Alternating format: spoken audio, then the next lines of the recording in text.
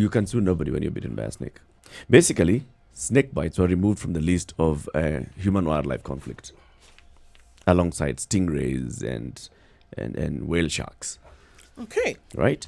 And I'll tell you why. It's because 80% of claims for compensation actually emanate from snake bites. And the government has a bill of... Actually, 62%. Government has a huge bill that it hasn't covered.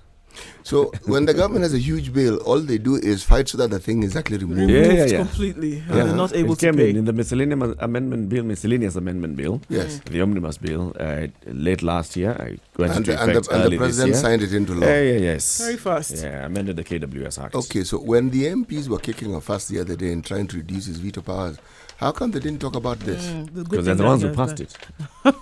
My point, exactly.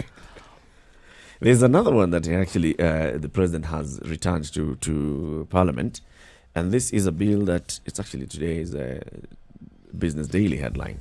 So the president is telling them, please guys, let's amend this law so that you can remove the interest rate cap.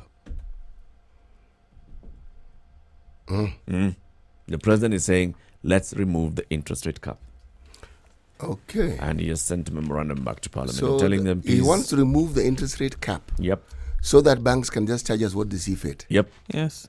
I see. The president. It has hurt Of Kenya, yes. It has hurt the economy because banks are not offering credit to businesses. And they're No, citing that banks are as- lending the government money. That's why they don't have money. This is not a complicated thing. Come on. This saga has played out in the public arena for a long, long time. It played in the time of the Moi government. The only time we didn't see it playing up and down was during the Kibaki government. But any time the government borrowed substantially, so-called what they call domestic borrowing, this is what happens. This is what happens, yes. They mop up the liquidity. There is no money. And the banks find it a safe way of actually doing business. With the government. It is safe. Exactly. It is safe. Because essentially the government is not going anywhere. Yes, and you're not going to suddenly turn up in a government office to sell furniture because they didn't pay your debt. And the government furniture would not be able to help repay that debt even if you sold it. Yeah. Yes. So the president wants to level the playing field. No, the president, if I'm to By go by saying- what you're saying, has become a lobbyist for the banking industry. He's succumbing to pressure. Succumbing to what pressure? They have lobbied, Look, they pay, of institutions in this country or businesses, admittedly, they pay the most taxes. 99 billion every year of our taxes is actually paid by the banks. We understand. But they also make money. They do. This tax is based on the money they make. So it's not as though they're being asked to pay for something they don't have. They have it. Yes. And they should be taxed because this is money they're making in Kenya doing business with Kenyans. Yes. Other big numbers, how about 63 billion shillings? And that is the medical deal for leasing of medical equipment. And the governors are insisting that they didn't really know what was happening, but that the state forced this medical deal on them. State House was aware of multi-billion price variations in the controversy-ridden 63 billion shilling medical equipment leasing deal for counties, the senators heard yesterday. The Council of Governors Chairman Wycliffe Oparanya told the Senate Ad Hoc Committee, probing the managed equipment service that the county bosses protested to President Uhuru last week about the price variations. According to Oparanya, Uhuru promised to instruct Health CS to form a task force to investigate issues raised by the governors. We signed it under duress, he said, because the pressure was too much. I didn't even want to read it because the equipment was already here. They were delivered on a Saturday at night. So they woke up Monday morning, had to take on this equipment. And, the money that's being spent for them is way too much as far as they're concerned. But it was forced onto them and they had nothing. They could not do anything about it. What I hear here is them saying that they have sabotaged it. It wasn't my idea anyway. So the things came and some of them are not working. Some of them are not working. Yeah. So you see now this thing was not good. This is the language of somebody who's actually a saboteur. So this thing came. And I did not own it because I didn't own this process. I also did not own its implementation, and therefore any failure is not on me. But this seems to be a summary of the discussion that actually took place even when the equipment first came. Remember, there were people who were claiming to begin with that they didn't even know or understand how to manage the equipment. Yep. They didn't have personnel who were trained to manage the equipment. And essentially, the equipment did not just suit the needs that they had, but it wasn't compatible with what they already had. There were all these complaints about the equipment. It's not as though this gentleman has started it now. And what is it about his statement that makes him a saboteur, Eric? I want to understand this. You know, when they say this, so you signed, right? And you signed and the equipment has come. So what have you done in that time to ensure that it actually serves you? So you're saying this equipment is here, it's broken down, it's not. You're still complaining. You have it on the ground. So when the point when it's you there. have And mobile, one, yes. you have health facilities, and you have health facilities that are actually equipped. Have you had the pilot? This thing also had some pilot. The pilot counties are not complaining. We haven't had, for example, any complaint from Machakos government or the Machakos medical personnel. The equipment that was taken there works. We actually don't know. We don't even know if it works. We just know that they haven't complained. We don't have sufficient data to label people saboteurs or non-saboteurs. What we know is that people are complaining about the equipment, and they've been complaining about it for a very long time. But Eric, against the background of mobile clinics that were brought into the country several years ago, and which have never, well, the only time they became mobile is when they moved from the port to Mathare. Well, I think it's true, there have been some complaints for some time and across the country in terms of this equipment. Makweni Senator, name. Mutula Kilonzo There Jr. you go. Yeah, complained actually quite vehemently during UHC3 about this, and talked about the fact that, look, the prices are too high. We're getting equipment that doesn't work. It's around the country. Can we not have better solutions for medical equipment? We still have people coming to medical centers and are not being treated or cannot be treated because you have one dialysis machine in an entire county that doesn't work. So, it's beyond in this case, it's beyond the money, because we have equipment that has been leased. Billions are being paid year on end. However, the equipment is not functioning or, needs to be serviced. It's on lease. Whose job is it to service and all? It's the person who's actually leased it to you. Yeah. So I'm talking about, they are not talking about solutions. They are complaining. They are complaining all the time. It depends on the lease agreement. It depends on what the agreement was. Yes, we're assuming that because you have a lease, the person who leases it will automatically be the one who actually maintains it. That is usually the assumption. But leases have to have the agreement is what concretizes whatever it is, the details of what should be done with the equipment once you have it. That really is it. Like when we're talking about vehicles that the government has, and this big furor over the new contract for government vehicle leasing. The reason why government went into leasing, as we understand it, is because it stopped them from worrying about repairs service and so forth. And maintenance and all of this. Wherever you lease the vehicles from, does that work for you? So your job, that's part of the understanding. Your job is to basically operate the machine. That's it. Somebody else maintains it and ensures that it's running. It has to be in an agreement. You can download the Standard e-paper app any day from the Google Play Store and Apple App Store. And with the Standard e-paper app, you'll be able to access all of Standard newspapers, Standard Group publications. That's the Standard, Pambazuko, Mount Kenya Star, and all the others, even the weekend publications and the pullouts. That's the Standard e-paper app. Google Play Store, Apple App Store. This is a Situation Room, Kenya's biggest conversation. It's at 24 minutes past 6 o'clock. Mature, intelligent talk every morning. Spice up yourself.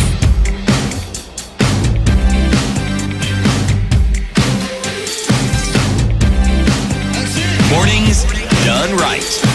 94.4 Spice FM, Nairobi. 25 after 6. Good morning, and how are you doing? Thank you very much for choosing the Situation Room as your morning companion. This is Kenya's biggest conversation, broadcasting around the country in Nairobi, 94.4, 87.9 in Mombasa, 102.5 in Kisumu, 96.0 in Nakuru, 96.7 Eldoret, 90.9 Nyeri, 97.7 Malindi. Also, we are live streaming on Facebook. We always do every morning. Spice FM KE on Facebook. On YouTube, Spice FM KE, on our website, www.spicefm.co.ke. And also, please follow the conversation through our hashtag on Twitter, Situation Room. And our Twitter handle is Spice FM KE. Follow us, please. Now, let's talk about what you said, CT. Snake bites. What is that story saying? Before I tell you. Well, it's actually very simple. It's a list of things that they're saying. One, that in 2017, victims of snake bites required 1.5 billion compensation from the KWS. 1. 2. 62% of claims received between 2014 and 2016, according to KWS, were results of snake bites. Yep. Okay, but of course, if a lion eats you, you won't be alive to complain, will you? Okay. Then Section 25. The claims are actually made of people who have been killed, people who have died as a result of. No, not all of them have died. These particular ones. Not all of them have died. No, it's damage. If say for instance, elephants raid your farm, they don't kill you, but you'll be seeking compensation because they've messed up. Because they've messed up, they've bit you. Exactly. So these were part of the complaints, but the snake bites took the fall. Then they say that recently they amended the laws on wildlife compensation that indicate snake bite cases will no longer be compensated. That is what they said. So the happiness that I had this morning has now been reduced. Oh no, why? Yes, Yep. because there are many people who get bitten by snakes right around the country. And my jubilation was because they didn't know that they could actually claim. But now we are back to square one. They actually can't Cannot. claim. They actually cannot claim. Yes. So let me tell you, between 2014 and 2018, there were 333 snake bite deaths, Okay. right? Out of 494 deaths that were caused by wildlife. 333, that's 81%, were actually out of snake bites. So in the kind of snake bites that we're talking about, the snakes that we have in the country, Pafada, black mamba, we've got the green mamba, the cobra, and the counties that we talk about are those counties where which are hot.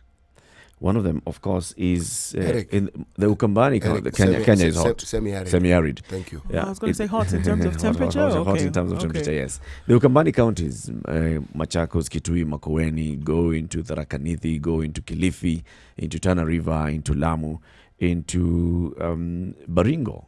And we have very many cases of this. And then also, of course, you go into the northeastern counties.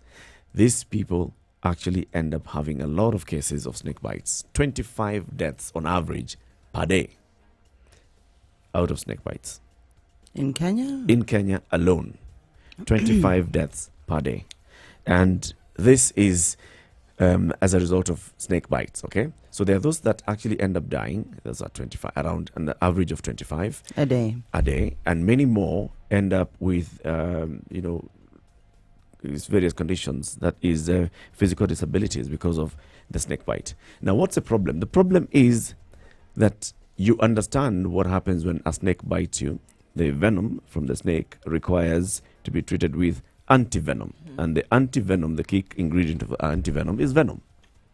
So you need to know what snake bit you so to get the right antivenom so that you actually get sorted.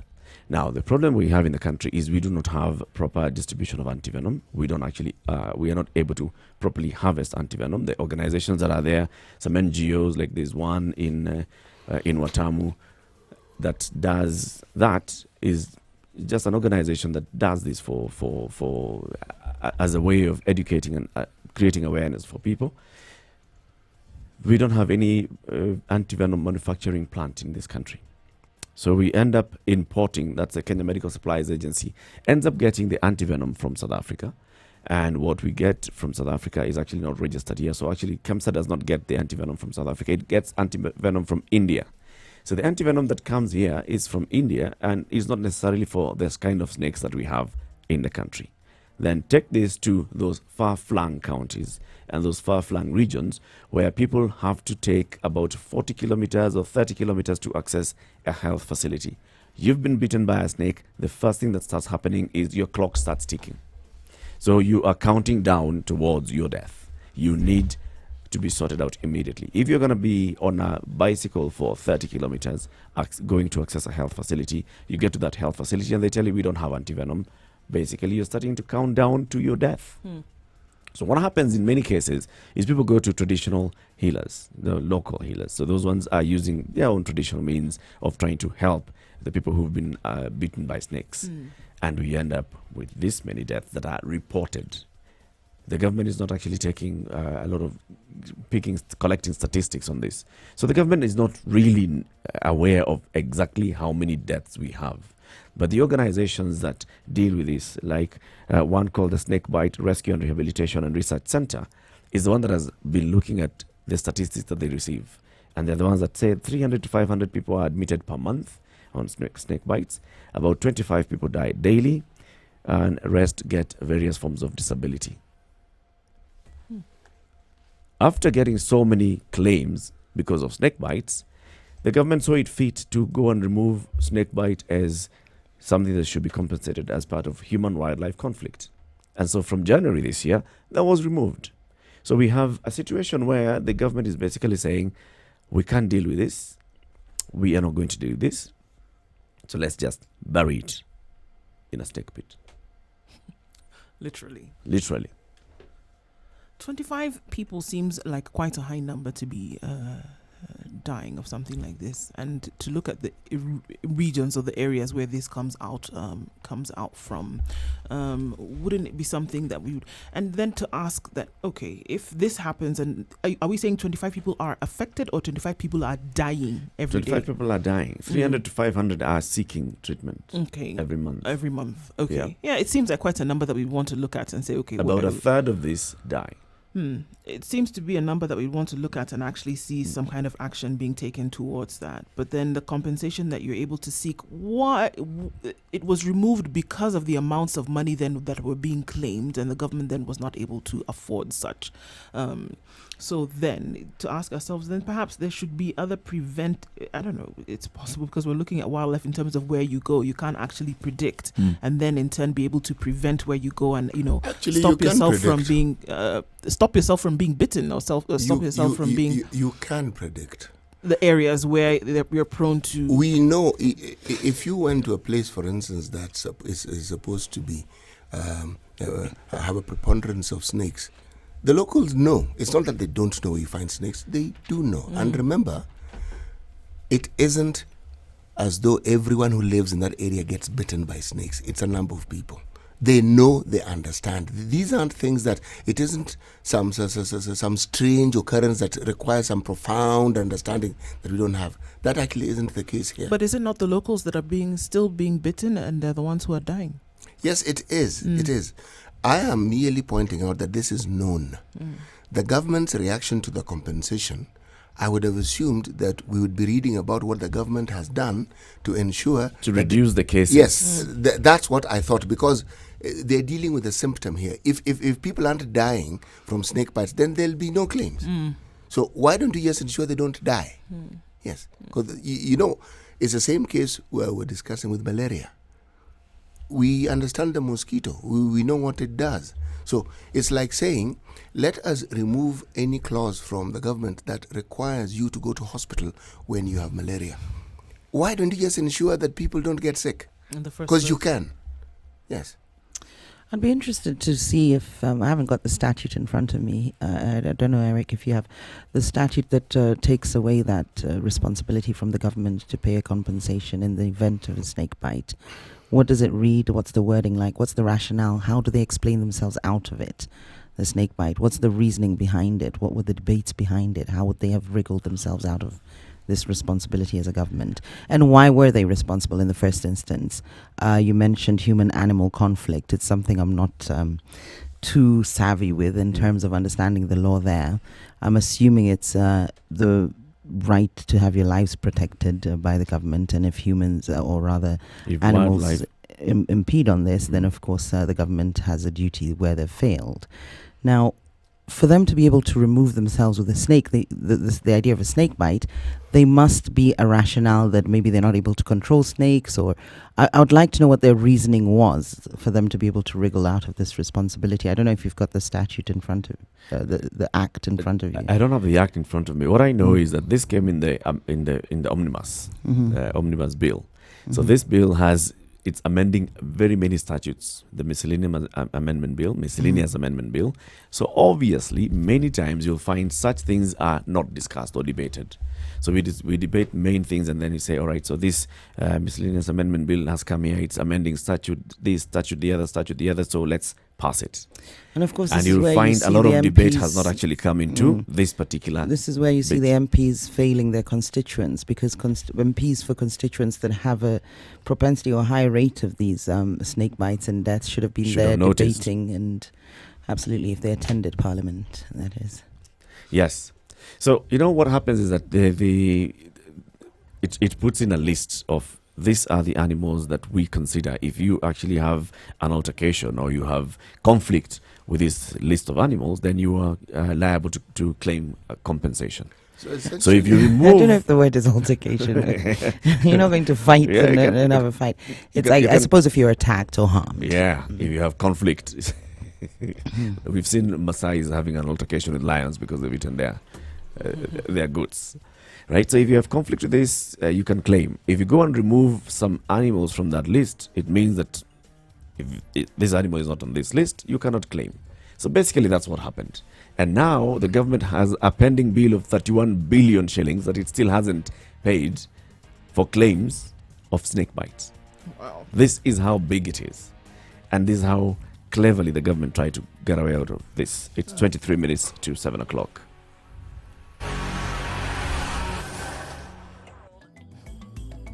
How well do you know your country? Given a chance, where would you go? Not so many places, huh? Would you even know how to get there? Yes? No? Maybe? I don't know. Well, oh ye gallivanters and tourists alike, here is your chance to not only know, but also visit amazing destinations in Kenya with complete recommendations, guides, and tips on accommodation spots, wellness stops, and food joints all over Kenya. How, you ask? Courtesy of the biggest locally targeted tours and travel magazine, Travelog. Travelog is your monthly pull-out magazine in the Standard newspaper every first Thursday of the month. With Travelog, enjoy the beauty of life that Kenya has to offer. Visit exotic and hidden destinations, be part of amazing conservation campaigns and projects as you simply enjoy Kenya. It's our way of putting Kenya on the map. Grab your copy and be aboard the fun wagon as you improve the quality of your local travel experiences. Travelog, Jione Kenya.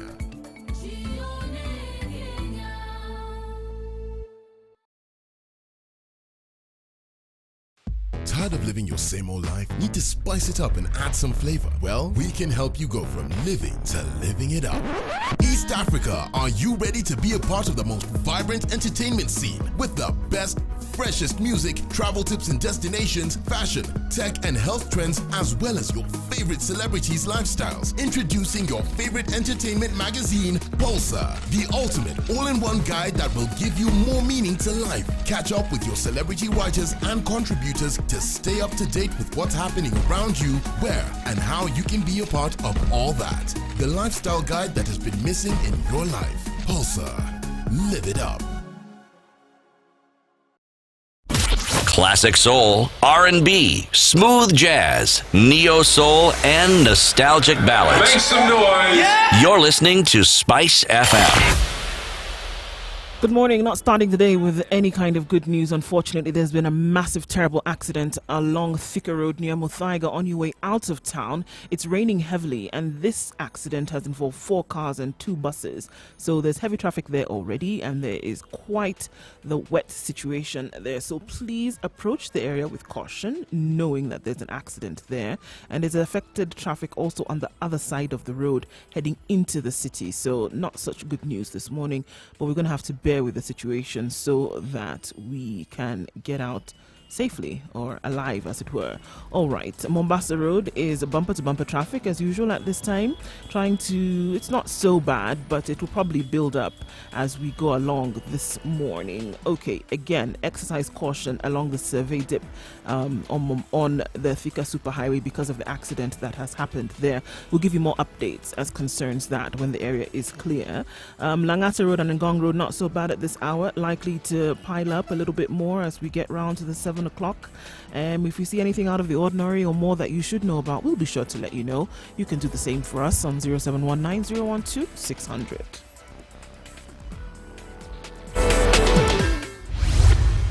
Mature, intelligent talk every morning. Spice up yourself. Mornings done right. 94.4 Spice FM, Nairobi. At 20 to 7, good morning and thank you for joining us. This is Kenya's biggest conversation, the Situation Room. Our hashtag on Twitter is Situation Room. Our Twitter handle is Spice FM KE.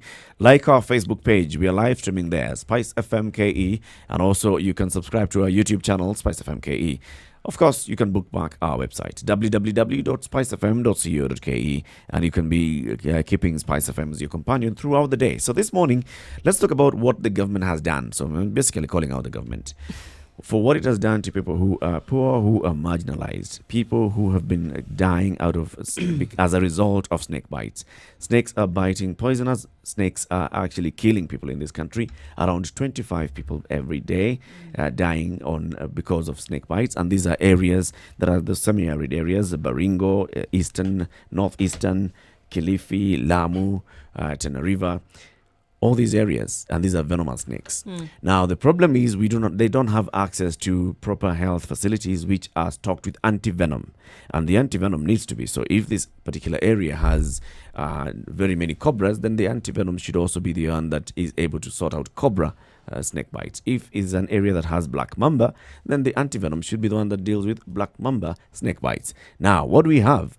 We have the situation where the Kenya Medical Supplies Agency imports antivenom from India, and people have complained that this is not actually compatible to the kind of snakes that we have in the country. 1. 2, the distances to the nearest health facility, and then those health facilities are not don't have the antivenom. And the big one is, after getting so many compensation claims, because under the human-wildlife conflict, the government realized we have a hefty bill to pay. 31 billion shilling spending bill. And in January this year, that snake bites were removed from the list of human-wildlife conflict. So you cannot go to KWS to claim any compensation for snake bites. I'd have to ask what happens in the world of research, and of course, CT is probably the best place to tell us. But I know already that we have a huge capacity in this country for medical research. I mean, KEMRI is one organization that is renowned in the region, and interestingly enough, renowned outside this country, in West Africa, in Southern Africa, for what it is able to do in terms of medical research. Now, looking at other kinds of scientific research when it comes to things, research and then establishment of certain elements that can be put in place to mitigate things like this, mitigate something like snake bites. And you've talked about anti-venom. It is a rigorous process to be able to extract the venom from these reptiles and then go on further to basically go into a lab and you create the anti-venom. I mean, it takes time to do this. However, I don't think it is because of lack of capacity in this country that we're able to do something like, because at the end of the day, this is what we're talking about. We're talking about the fact that number of people have been bitten. The anti-venom that is available is not what they need to be able to treat them, and unfortunately they end up dying. Now, if we take a few steps back and say what needs or needed to have been done was to put in significant research, to put in significant establishment of what is available or what is then in stock, to make sure that this is because it's clear that the snakes are there, and they actually the answer is them. They're still the answer. Yeah. So again, are we pointing at the fact that there is not enough collective will to actually have this done? Because once you hear the numbers, 25 people dying every day is not a small thing. It's actually, we're looking at 500 people affected and a third of them having died every day. It begs the question that we should do something about this. And then when the government has a bill of 31 billion shillings that they're going to have to pay, it's not that maybe they will pay or maybe they need to. It's a bill that they have, that they actually have to sort out in terms of compensation. We then see the need for preventative as opposed to curative in this case. So like I say, we have the capacity for research. We have the capacity for establishment of policy. It's clear, it's documented, we can do this, but then maybe it is not an area that has been looked at with a wide enough lens to say, okay, this is something that we actually need to do something about, and this is something that we have to establish. We've got all the building blocks. It's actually time to now put them together, because this is not something that we should have people dying from. It's not something that we should have people dying from at the rate at which it's happening. We do have an organization that does precisely that. It's called the Kenya Snakebite Research and Intervention Center. We actually have it. And the very thing And this is a government one. it is, but unfortunately, issues surrounding snake bites in this country fall under the category of neglected. Yes, because it's not, as you say correctly, that it's not as though the government doesn't have the means or they don't understand it. It's just neglected. It's not enough attention is paid to it. If you look carefully at our budgeting, you will find that, just for instance, as you ask research, ask yourself, do you know what percentage of our budget goes into research? To research. It's a fraction of a fraction. Yeah. Okay? So if that is the attention we pay to research, and you're talking about us wanting to be able to have the capacity to actually ensure that we have venoms, to ensure that we have the capacity to prevent our people from dying from something we know exists. If that amount of attention is paid to it, how exactly do you think the government is going to fight it? The government doesn't consider it a priority. It doesn't pick it as a priority. No, because not it at looks all. at the kind of people who are dying and like, well, It's not important. yeah. It's If we had children one of a or two lesser god. important people dying from snake bites, it would become a national emergency. Just like the issue with cancer. People have been dying from cancer for families have lost fortunes trying to ensure that their loved ones stay well because of cancer. But what did it take for the country to sort of like stand up in notice? arms when people who were highly regarded in society because they had positions of high visibility and value, Were then diagnosed. suddenly cancer became a problem. But it had been all along. Snake bites are infinitely on that Scale. of importance. Right towards the They're bottom. right down there. In fact, not just Kenya. In 2017, the World Health Organization categorized snake bites as a neglected tropical disease because they see how governments treat this. Governments look at it as snake bite. Well, snake has bitten you, deal with it. It's like go and choose something else to Yeah. bite you. Yeah, I mean, snake bite. Come on, Really? man. A snake? Surely, huh? But here's a bill of 31 billion. 31 billion now that the government has, and is going to have to pay out in terms of compensation. And clearly it has been regarded when it comes to the money aspect of it, because they now say, you know what, we're not going to be able to afford this anymore. And they've seen that the rate of this is actually rising. Yep. That's why you get a bill like 31 billion. But it is important enough for them to not want to do anything about it, because they've seen how it then will affect the government pocket in terms of shillings. And they say, okay, 31 billion, we can't deal with this anymore. So you know what we're going to do? We're going to remove the clause that says Quietly that, remove. quietly remove the clause that says that we will compensate you in that case. So we remove that, and then we don't have to deal with it. We can't continue, or we can't have continued cases like this where we say, okay, if it's going to affect the money that we're going to pay out, then we don't want anything to do with it. But these are people, these are Kenyans then you ask yourself, who do they run to whom do they go in this case when something happens? Brings us to Antivenom is leadership. not being provided. At the same time, compensation is not being provided. So you leave a vacuum. What are they supposed to do? So you leave a hole. They're going to find a way to climb out, unfortunately. Brings us back to the leadership that was Njeri was saying.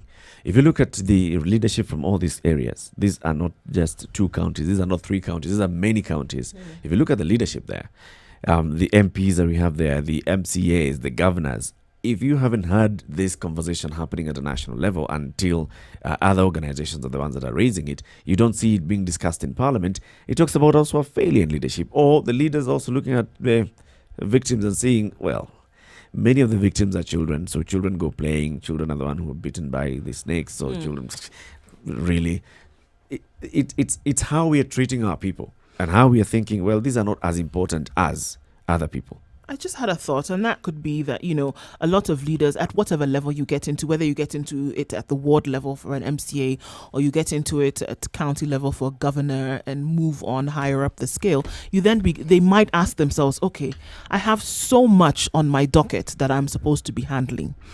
From health to infrastructure, I'm supposed to go and legislate on your behalf. My day is filled, really, literally. I have so much that I need to do. Yeah. Just like you say, on the totem pole of importance, then snake bites and all of this really is falling at the bottom. However, at the same time, when you did take up that position of leadership, or rather when you were elected into we work with the assumption that you realize that the length and breadth of your position takes all of these things into consideration. So you realize, or you should have realized from the beginning, that yes, it's a tough job, but we put you in there to handle this tough job. To deal with it, to ensure that to deal with people this are getting tough job. this, So this it help that they takes need. into the big and the small, the grand and the nitty gritty. So to realize that you do have an umbrella-like position where you must cover everything as a leader. And that's why it's that kind of position. In some areas, this is actually one of the biggest things. If you go to Baringo, the leadership of Baringo should know that this is one of the biggest. If you go to Kilifi as well, this is one of the biggest things that affect our people. When you're going to campaign, don't just, sweep it under the carpet and say, well, let's talk about other things. Let's talk about roads. Let's talk about schools. Actually, and let's not talk about snakes. That particular role that we speak of has actually been taken up by the Snakebite Trust. This is the organization that has given itself the mandate for managing snake bites in Kenya. It's not, they don't only just look into the research, but they have been working towards providing this very much needed serum that we keep speaking of. And you'll find them in the areas most affected, like Baringo, you'll find them in Kilifi. They even have personnel who are supposed to manage emergencies. So when one is bitten, they take it to a certain center within that area. And if they're not able to manage, then you're taken to a bigger facility. Right. But again, it boils down to what the government considers a priority, not in terms of snake bites, but in terms of even what they consider medical research. What the government allocates for medical research. Again, it takes us back to what the government allocates for emergencies, because a snake bite is an emergency, but it is a health emergency. Where the issue actually comes to a head with reality is this. The government seems to have taken the attitude that there are certain things that should be funded by donors. Whether it's healthcare research, and snakebite now would come under that, it is assumed that someone somewhere will look come and for deal some to be able to deal with it. It's more or less like I take this from the background of HIV and AIDS.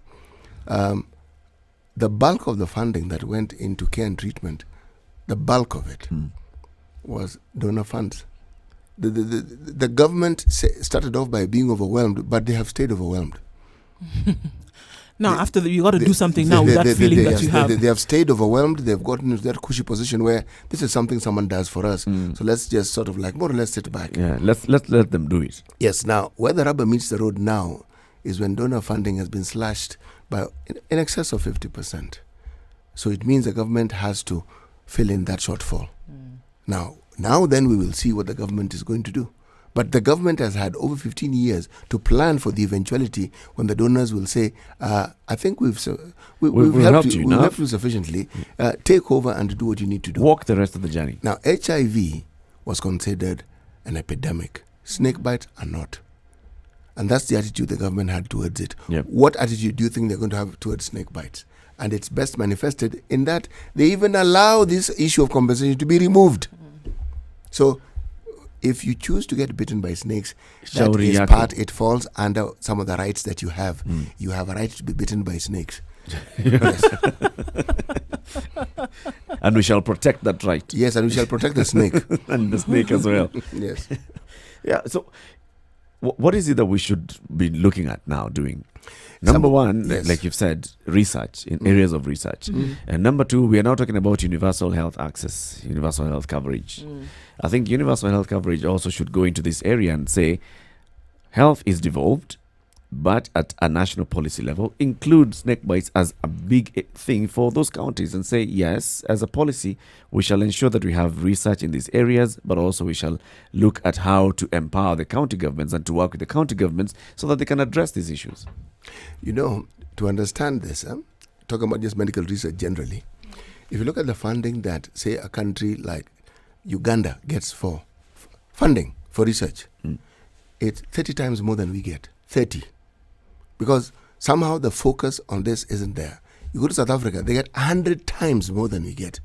So if we get $1 billion, say, shillings every year in research funding from abroad, Uganda gets 30, South Africa gets 100. That is the focus. And I'm not talking about a bilateral understanding that governments say, for instance, an agency like JICA or DFID have with the government. No. I'm talking about all that plus what you get from, say, people who write grants and get. So this isn't a focus in this country, and yet it is in a field that is really much needed. It's healthcare. Yes, but this one now, I'm going to digress slightly. It takes us back to our universities. Our universities do not pay heed. They do not take research seriously. They actually don't. They don't. So what that means is that this knowledge that the university is supposed to proliferate is not proliferated. Yeah. We almost stagnate knowledge. Very few people bother about it. You don't hear of people talking about research in our universities. You don't. And then you also don't see much of it. That culture of research just doesn't exist. But that's a discussion for another day. Well, it's actually interesting. I know that it's something that you could push to another day. However, it's quite important in this alone because the issue has come up because of the fact that there is not adequate serum that can be used at this point. And that can only come as a result of the research and exploration that needs to be done. And the research, it doesn't it's not something that starts and stops. It is a rolling culture that continues because new things come up day in, day out. Yep. And it's a culture that actually must be, it's something that we have to actually adopt and say, or even at least start from the very beginning. I mean, like I said, you have something like the Kenya Medical Research Institute. There's no day that they stop. Every day there's something, there's a buzz. It continues. That's their job. That's their job, It's research. to continue. And there are fantastic things that they have been able to find. There are answers or resolutions that they've been able to attain as a result of the work that they have been doing. And then that lends a hand to other things like pharmaceuticals or interventions in the medical field, etc., etc. It's a direct result of the work that they do. And we keep talking about the need to develop and innovate and create and explore. This is one of the things that research can do for us. If you look at hospitals in other countries, for example, they have units within their medical centers that will handle just about anything. You walk into the doors of a hospital with any kind of, there will be somebody or a unit or a section or department to deal with that.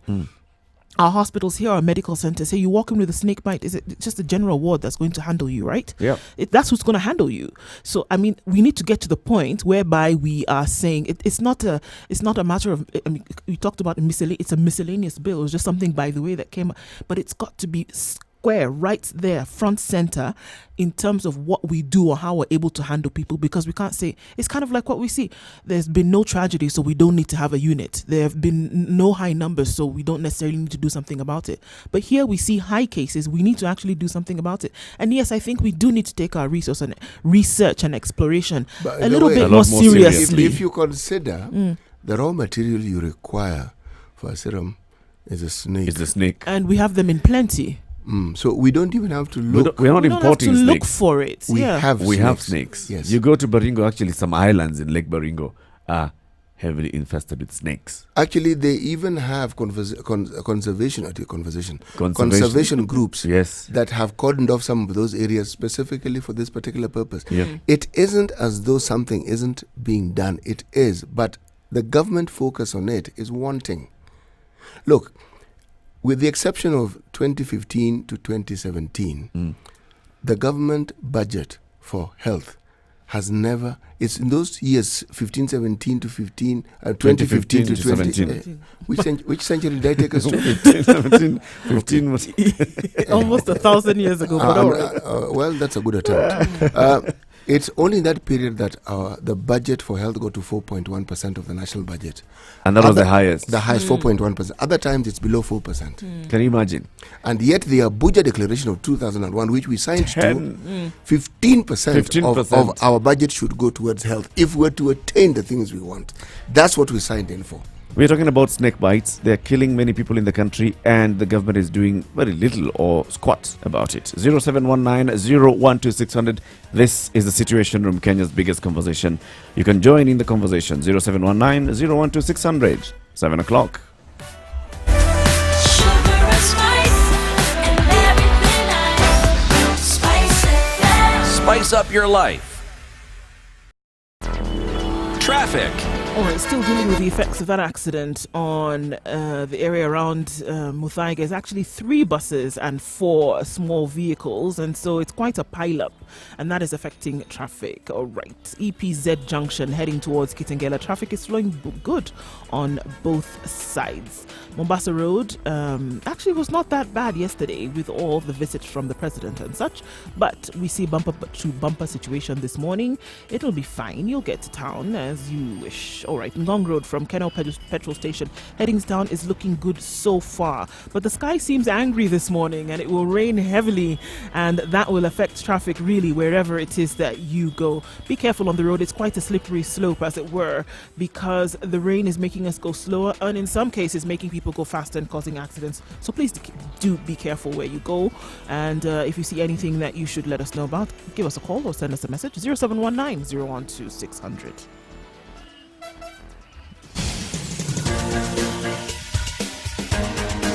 This is The Situation Room, the home of hard-hitting political commentary and penetrating insights about the state of the nation. This is a talk radio experience like no other. The Situation Room, a place for hard truths, debates, and elevated conversations. The Situation Room, witty, political, engaging, deep, controversial. In the room, we have Jerry Thorne, lawyer, political strategist, an insider in the corridors of power, ready to take on any side of the debate with her signature eloquence and grit. C.T. Muga, researcher, academic, seasoned political observer, a fountain of wisdom in these politically uncertain times. Ndu Oko, Nigerian by birth, Kenyan by choice, communications expert, Pan-Africanist, a truth seeker and believer in people power, and Eric Latin, agent provocateur, the man in the chair, seasoned journalist, news hound, a man who believes in punching up, not down.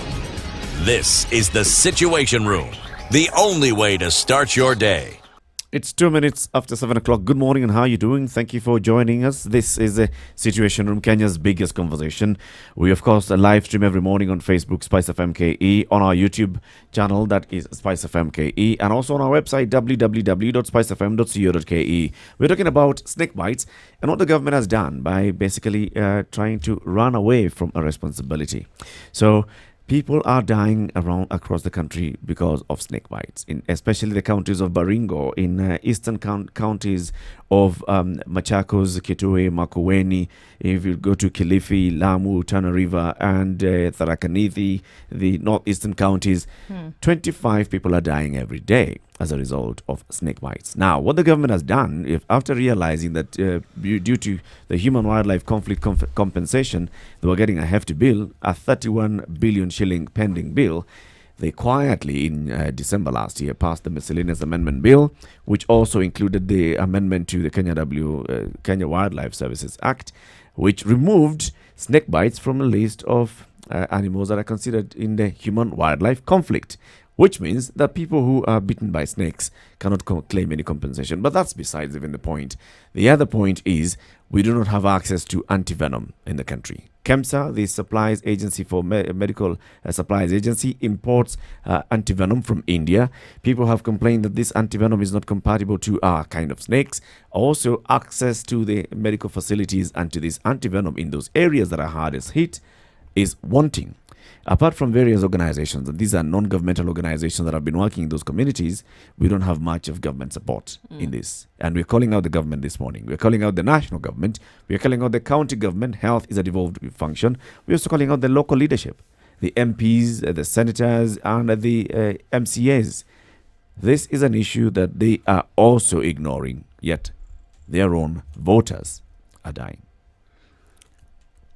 The importance with which we place things like research and looking at our medical services and medical departments. And we've talked about the fact that, even with the Abuja Declaration, we're looking at hoping. It was a problem for us to get to the place whereby this conference had to be called, and then, representatives from different countries had to come together and say, look, with the health issues that we are facing on the continent, we need to come together and agree that this is what we are going to put forth as, a mandate by all governments to take it really seriously.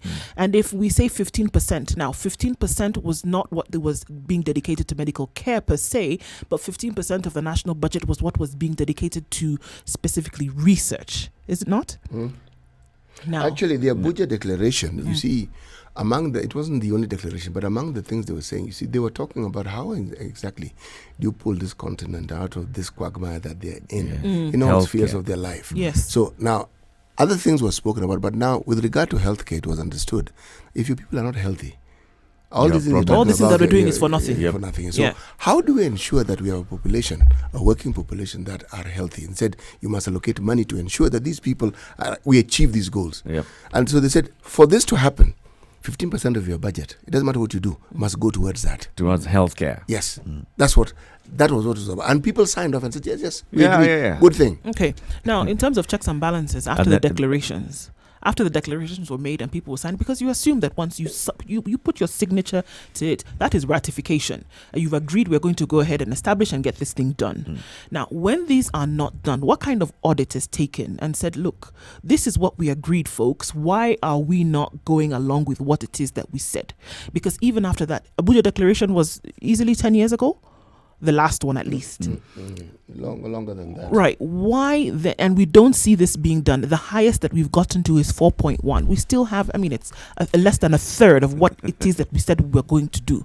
So we see other situations whereby what we say we are going to do, we do not do. And now we are looking at, and we may think it's just 25 people every day. Daily. From something that has been deemed as miscellaneous. So now I shudder to think, if it's something that was then what you want to, call important, what then would happen? Would we then suddenly take it serious? Research or exploration, innovation is not something that you can run and play catch up and do. You can't do it quickly and say, okay, we didn't get it done, let me do it quickly and do it by COB. You can't do that. It's actually something that you have to take time, and we have the best minds. Put your best minds to it. The policies that we have on paper, I will go blue in the face saying this, they're beautiful and we can actually get it done, have been adopted the world over, and people have used them and succeeded at them. Why then are we not able to use them for ourselves? And this is affecting Actually, the people. we are able to. It's not that we are not. Remember, Why don't we? I just want to, let me use a Kenyan term. I want to support what you're saying Yeah. by giving live examples of how good we are at this. We actually do have a body called NACOSTI, NACOSTI, National Commission on Science and Technology and Innovation. Yes, that's the umbrella body that oversees all Science. Yes, Research, innovation. Yes. Before any research is conducted, you have to go through an ethical board, like they're the ethical board of ethical boards. They're the government final say on it. And just when you're thinking that the government hasn't thought this thing through, we even have a national research fund. There's a fund. Yes. We said this yesterday and saying it. I'm just telling you. We understand these things. We even create bodies to ensure these things get done. We even allocate money to it. Now, what gets done? This really is our discussion. That's what now falls in the realm of nothing. Because when it's very little and doesn't do anything, then actually it is nothing. Then nothing has It been is done. nothing. Yeah. It is nothing. Yeah. Yes. So this is it. It's not that we don't have the structures. It's not that we don't have the framework. It's not even that we don't understand. We do. We actually It's a doing that Yes. And that's why we talk leadership. We spiral this discussion and then we go back leadership. It goes Leadership. back to leadership. At the Yes. very, We it's leadership. We do the full round, we get back there. And this is what now moves us from just actually establishing and getting to the place where we have effectiveness and efficiency. Because then you want to ask yourself, so is our government, or the framework upon which government is supposed to run, is it a well-oiled machine, and is it running to optimization? And then we have to tell ourselves, It then is just in the wrong direction. It's going. Yes. It's going in the wrong direction. It's running. Instead of going forward. There's movement. There's no question about it. The we may wheels be are going, turning. the wheels are turning, but we are not moving. Do you have any inkling as to the amount of effort it takes? You see, the newspapers, the media splashes a headline: this and this money lost, X billions lost. That's what we see. Do you know the effort it takes to actually siphon those? That's a lot of It's effort. hard It's a lot work. of effort. It's hard serious work. work. It's sweat-inducing work. Precisely. That's Yeah. what I'm saying. It's not as though it doesn't work. It's the direction it takes. You see, other countries don't even have this framework. And you're right in saying people borrow from us. The government spokesman, Colonel retired, is it retired? No, Yes. Colonel, yes, told us very clearly that we helped our neighbors, Rwanda, in helping benchmark and set many things to work in their country. Many countries still come to us. And unfortunately, some of our other countries on this continent also comes to us to see how election can be managed. Yeah. Not a very positive thing, but we are leaders in almost everything that you can think of. Again, the absence of leadership. Tell me, the gentleman in Ethiopia who got the Nobel Prize, what do you think he did that other people... Yeah. You think he brought in other people from outside the country? No. You think he created new institutions that didn't exist? No. With what he had. Did he need many worked. years to actually get this done? He No. worked with what he had and made a conscious decision Yes. to go with it, applied effort and applied optimized leadership to make sure that it happened. And lo and behold, Nobel Peace Prize. Yes. And the world, in fact, before we get to the Nobel Peace Prize, The, The world took noticed. took notice of what it is that he had done and said, this is, and actually backtracked and said, where did he, who Look, intervened to help him get it done? people refer to Kagame as being a dictator. They say all sorts of things, all right? And remember, this is a man who oversees a country that actually has plurality. It isn't as though it's a one-party state, all right? But look at what has been achieved. Now, I don't want to be misunderstood here. I am not supporting, You're not supporting- Jerry's notion of a benevolent dictatorship. But when you look at such things and you want to refer to a gentleman who is strong-willed and strong-minded and you want to call that man a dictator, then you have to say that Jerry is right. If that's what it takes. If that's what we're describing, then she is right. If- And whatever she's claiming should be paid heed to, because that strong leadership is necessary. It is necessary because it's what brings about the changes that you require. In the absence of it, all you do around is running around chasing a tail, even if you don't have one.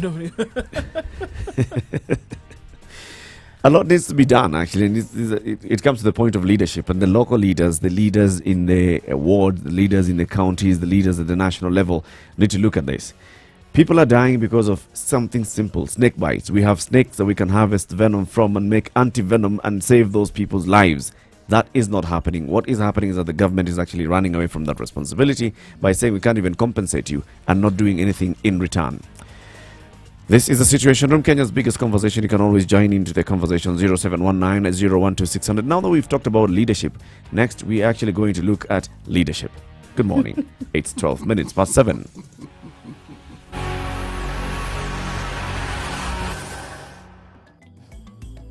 How well do you know your country? Given a chance, where would you go? Not so many places, huh? Would you even know how to get there? Yes? No? Maybe? I don't know. Well, oh ye gallivanters and tourists alike, here is your chance to not only know, but also visit amazing destinations in Kenya with complete recommendations, guides, and tips on accommodation spots, wellness stops, and food joints all over Kenya. How, you ask? Courtesy of the biggest locally targeted tours and travel magazine, Travelog. Travelog is your monthly pull-out magazine in the Standard newspaper every first Thursday of the month. With Travelog, enjoy the beauty of life that Kenya has to offer. Visit exotic and hidden destinations, be part of amazing conservation campaigns and projects as you simply enjoy Kenya. It's our way of putting Kenya on the map. Grab your copy and be aboard the fun wagon as you improve the quality of your local travel experiences. Travelog, Jione Kenya.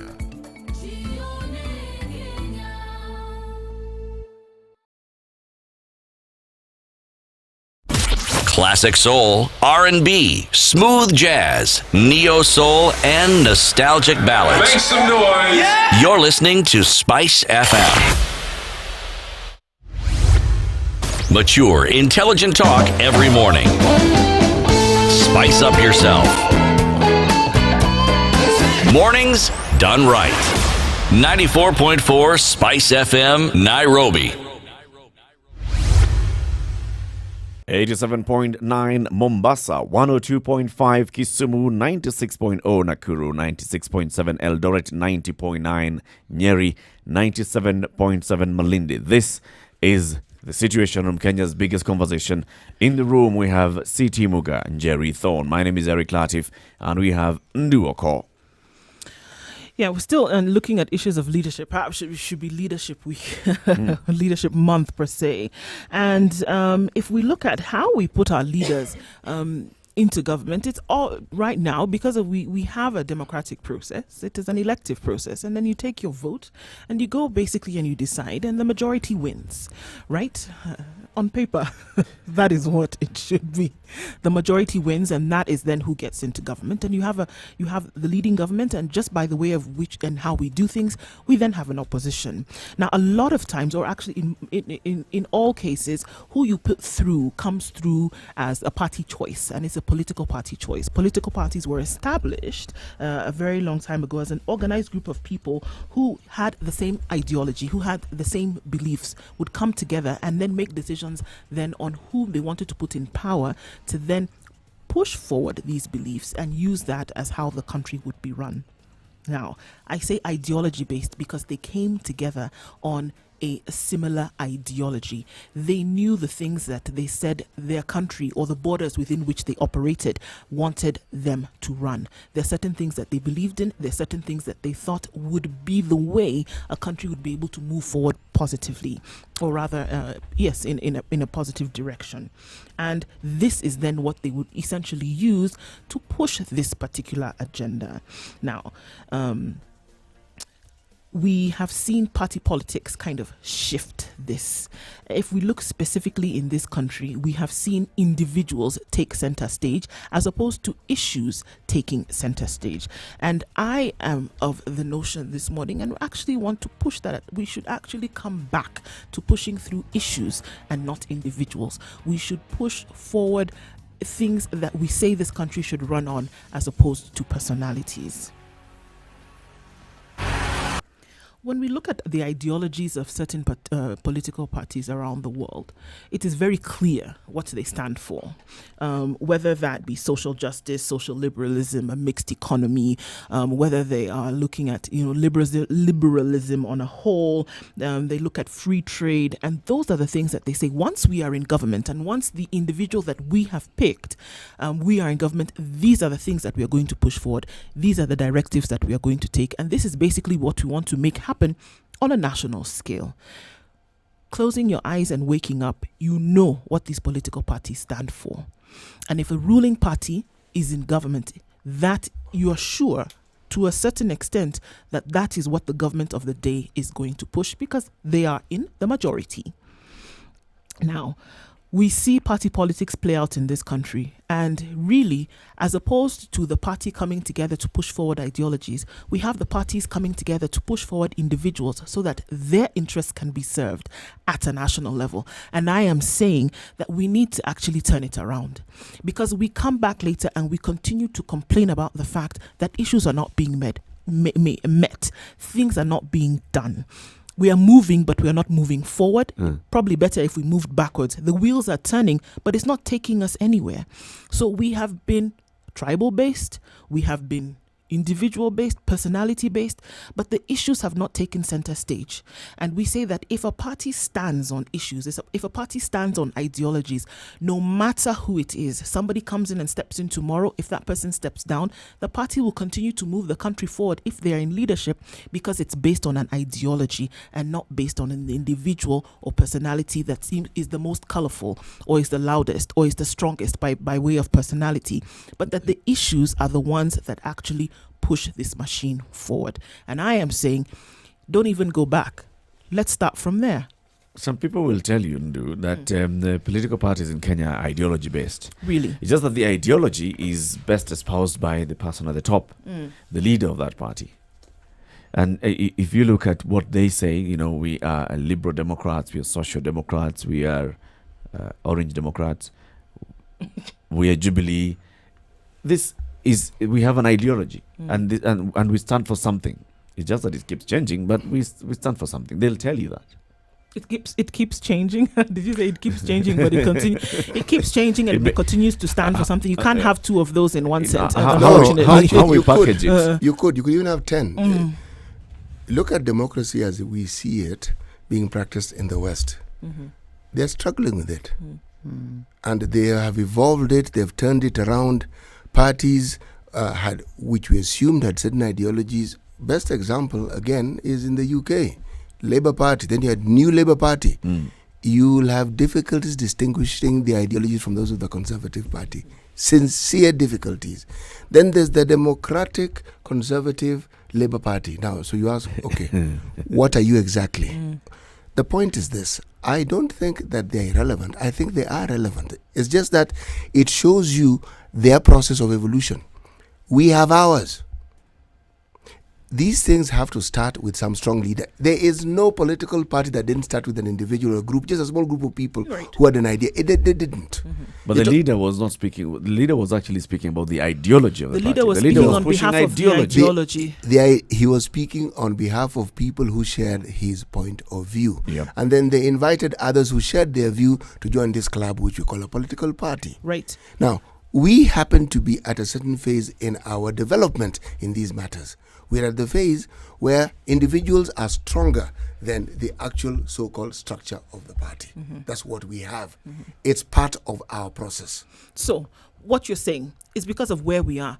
Do you see then that we see somewhere in the horizon, over the hill and far away, that at some point it will be the opposite, whereby the ideologies, that the things that we That chase what the after, leaders- what the social leaders tell us justice, will for stand. example, development, for example, say these are the things that we want to see in this country. Some of the issues that we spoke about this morning, we want to make sure that under this umbrella of leadership, of governance that we have, certain things will ring true. Whether I am here or whether you are here tomorrow, that is what we are going to push for when we take on a position of leadership in government. Do you think it will be the other way around? Because I dare say that right now, even joining a I would party, simplify the issue.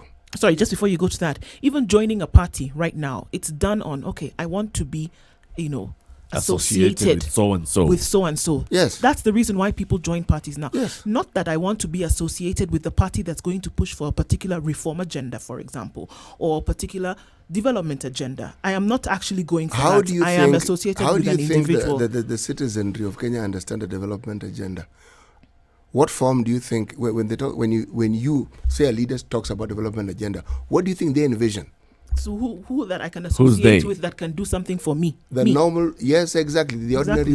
voter. Yeah. The ordinary voter looks at what will benefit him, her, and what are the things. And we are at the level where it's just basics. It would be nice if I could just have running water. It would be nice. Yeah. Just that, I'm not asking for more. It would be nice if I could go to hospital and actually get treated and there's medication that I can get. It would be nice. It would be nice if the roads I was traveling on were actually good and I don't have to, after every journey, go to a hospital just so that my aching back can be sorted out. It would be nice. Basics. Now, Now. those basics fall under government functions. Yes. Actually. Yes. Okay? So when you talk about leadership, again, we're going back where we started. Now, when these things are taken care of, then these are the things that people keep talking about and which we speak about with reference to the West. Then they become important. But also, if But you, the basics have to be taken but care they can of. also be packaged as well. Those basics. For example, if a government actually came and said that, look, healthcare, food security, those are things that we are going to focus on. Right? They tell us And this they all s- the time, Eric. No, focus on at the national level. Not just saying I'm going to make They sure tell that us we have this all the time, hospital Eric. here. That means they don't believe it. We are going to dedicate X amount of money of our budget into healthcare. And they say specifically that we are going to have raise our budget from 4.1% to 7%, and gradually over the next 5 years we'll get to 6 or 8.7% of our budget will go into healthcare, and this is what it's going to tackle because we have identified this and this and this as the issues, and this is what we now let the people judge them on that. If only, And then somebody if else only- comes and if says, only it no, were- no, no, if no. only it were that simple. But you know the thing is, you really can't give what you don't have. If you can't ask If you haven't anyone thought to it be through. infected. No, you can't even ask somebody, another person, to be infected with the belief that you yourself do not have. That's why you can get to what CT is saying just now. They tell us that all the time. It's something that it has become kind It's of a like a script. memory verse. It's a Yeah. script that has been read. To Let's just Tajenga say it because Hospitali. people want to hear that, And they right? don't tell you how or when. actually Or how they're don't- going to equip it. Yeah, Yes. they actually don't believe it, or they actually don't see it as important. What they It is believe about getting is into if you power. tell people That's it. this, they will believe you are bringing about development. Look, when you have the majority of your people lacking basics, those people are so disadvantaged that the voice we keep saying they should have, they cannot possibly have, because the energies they have are focused on just keeping limb and the body together, really. Just surviving, literally surviving on a Day daily to basis. day. Yes. So And one could even argue that the leadership we have like their people to be in this disadvantaged position. Of course Because they if you do. continuously say things which you never do, we have to read into actions and say, you really have no intentions of uplifting your people. Which is why I'm buying what Ndu is saying this morning. That, we should move into that space where we have leaders who come and talk about policy and issues They do though. and ideology. do. They do. I What agree, they they don't do. have is an ideology, but there's something we're completely overlooking with our party politics and our democracy. And this is why democracy is dangerous for multi-ethnic states. Our parties are tribally based. There's an individual at the helm. He forms the party. So it's not people who go to a party. There's individuals. If you look at the genesis of a lot of parties, individuals form a party and then people follow, which of course previously in history, maybe 200-300 years ago, that would have been the case even in the West. But we're still doing that, and individuals are forming new parties every day for different reasons.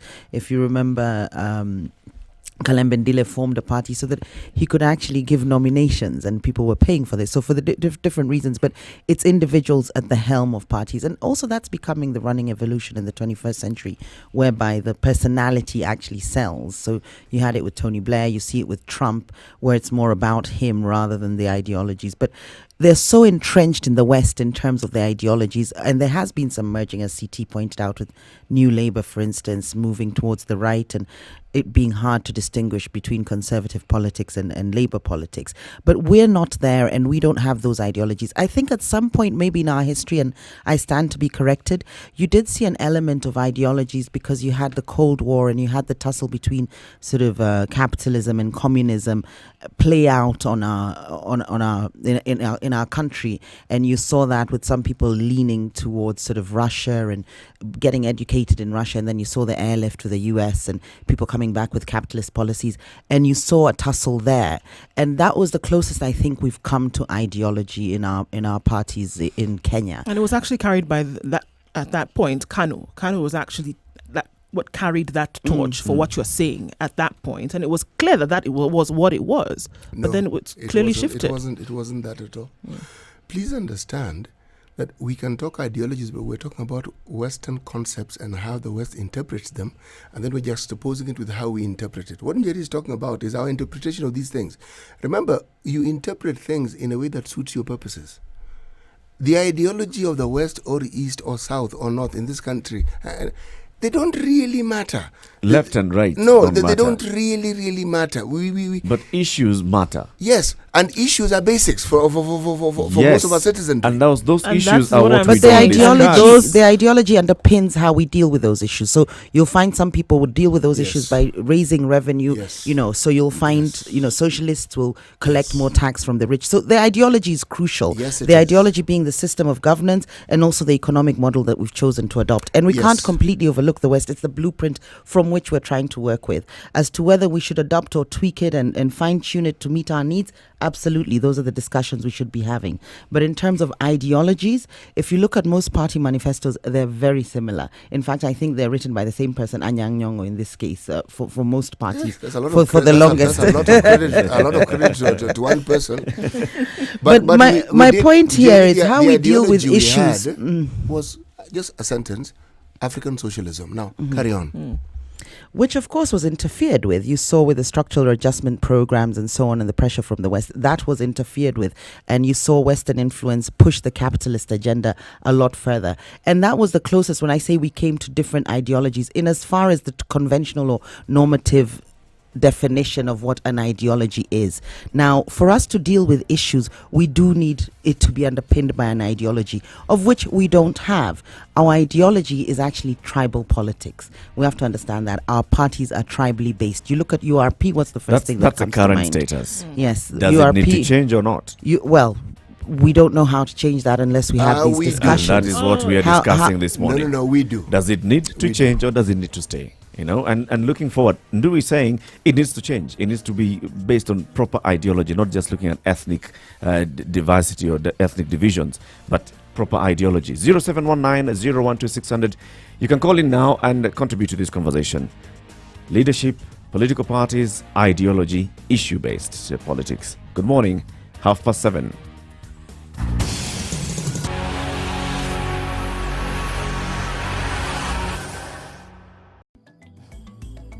How well do you know your country? Given a chance, where would you go? Not so many places, huh? Would you even know how to get there? Yes? No? Maybe? I don't know. Well, oh ye gallivanters and tourists alike, here is your chance to not only know, but also visit amazing destinations in Kenya with complete recommendations, guides, and tips on accommodation spots, wellness stops, and food joints all over Kenya. How you ask? Courtesy of the biggest locally targeted tours and travel magazine, Travelog. Travelog is your monthly pull-out magazine in the Standard newspaper every first Thursday of the month. With Travelog, enjoy the beauty of life that Kenya has to offer. Visit exotic and hidden destinations, be part of amazing conservation campaigns and projects as you simply enjoy Kenya. It's our way of putting Kenya on the map.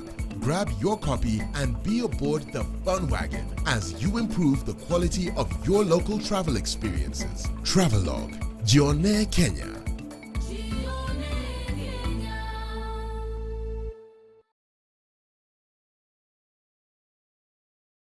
Tired of living your same old life? Need to spice it up and add some flavor? Well, we can help you go from living to living it up.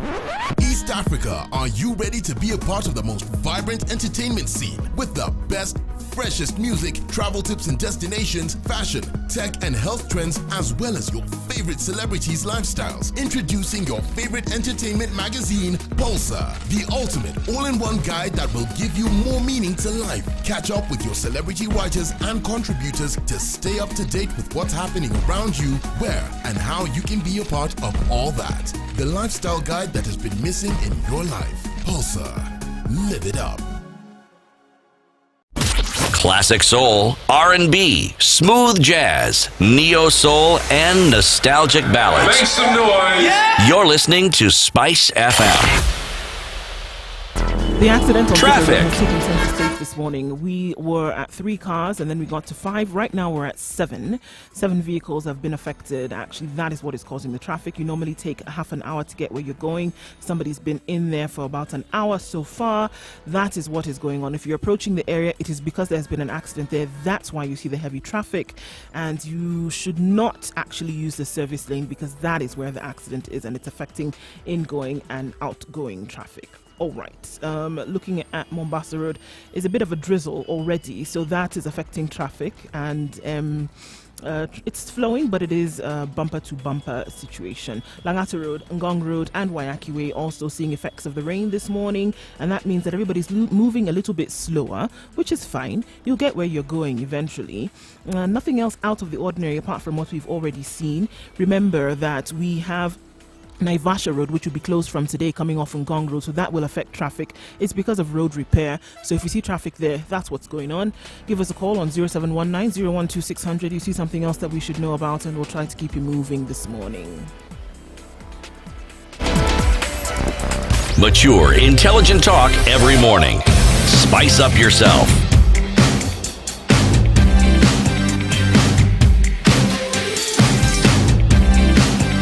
Mornings done right. 94.4 Spice It's FM. 24 minutes to 8 o'clock. This is it. This is the biggest conversation in the country. The Situation Room. My name is Eric Latif. In the room, we have Nduoko, Jerry Thorne, and C.T. Muga. We are discussing ideologies and our politics in the country. And I'm opening up the phone lines 0719-012-600. Let's go straight there, where we have Francis calling in from Nairobi. Good morning, Francis. Good morning. How are you? Salama Good kabisa. morning, Francis. Good morning, ma'am. Yeah. Yes, just want to support the woman that said that politics in Africa or in Kenya is mostly based on tribal leanings rather than political affiliations. This is very true. The fact is that you find politicians, they can easily switch from one party to the other, and even switch from another to another without considering the ideology or the communique of what a party is all about. This reason is simply because most of the parties here is either based on tribe, sometimes based on religion, but oftentimes not based on political ideology. Right. Yes. It's very hard to find parties in Africa, political parties that are maybe you say these are socialists or these are capitalists or whatever. Every politics in Africa, including Kenya, my own country, is based on tribe. And in some few cases, it may lean on religion, but I'm very sure they are mostly based on tribe. So the submission is very, very correct that politics in Africa is based mostly on tribal leanings. How would you rate that then, Francis? Would you say that that is okay? Should we try to change that, to improve on that? It is not okay. The fact is that if we depend on tribe to churn out our leaders, I think we'll be almost 90% wrong, because we'll say that a leader, whether good or bad, as far as he's from our tribe, we have to vote him in. Right. Our lens will be tainted, absolutely. But there is one leader that comes to mind, and when we talk about ideologies, I think he's beginning to encapsulate it. Of course, he's not working within the structures of Western democracy to the T as we know it. But if we look at Sonko, for instance, I think he's perhaps a pioneer of tribeless politics, and he starts to bring sort of, the politics or the sort of leadership he practices, you see an element of socialism in it. You see almost sort of him providing for the poor and leaning towards that. And it's a populist attitude, and it doesn't fall into the structures as we know them in democracy. So he belongs to a certain party, i.e. Jubilee, so that he can get leadership or he can get a ticket and vote, but and be voted for, rather. But can you imagine if he created a party with his running ideology, with his way of leadership? You would start to see an ideology emerging. Similarly, I think Ruto is at the cusp of something in terms of ideologies as well. And the narrative that he's pushing is to get rid of aristocracy and in turn bring in a different ideology. He talks of dynasties. Of course, this is also a narrative and it resonates with people. But you can start to see some ideologies emerging or, crystallizing, coming up slowly if we were to then push those as the parties to follow. Do you agree? Yes, I do agree. Absolutely not. Actually, I would argue that the person who actually was the forerunner is the leader of the Orange Democratic Party. Because he has embodied change, or he has been perceived to embody change for a very long period of time, because of his position as being an opposition leader. And because of simply being in the opposition in any African government, you will be automatically seen as representing the underprivileged. So, and underprivileged is classless. It is tribeless. So anyone who feels aggrieved with the government, and people will be aggrieved with any government really, anyone who is in the opposition will be seen as the person who represents them and is likely to help them alleviate the situation that they find themselves in. But I think one thing that's quite clear, you're talking about Raila, of course, one thing that's quite clear, he does belong to the political elite class. There's no doubt about that. He's been at the helm of leadership himself as Prime Minister back in 2008 onwards and so on. But there's no doubt and there's no denying that Raila pulls a crowd from the West in terms of West Kenya. Let's not overlook or sugarcoat things or try and sort of make certain people look good. Raila is a tribal leader. You'll see his followers will be Luos and Luyas. You will see that. There's no doubt and about that. And the people from the coast are Luos and Luyas? Francis, do you see that? Yes, I see that, and that submission is true. Because when you talk about opposition and trying to be on the helm for the classless, the fact still remains in Africa is that they can switch to any other party at any time, inconsiderate of ideologies. Oftentimes, it's not about the classless and the class or whatever.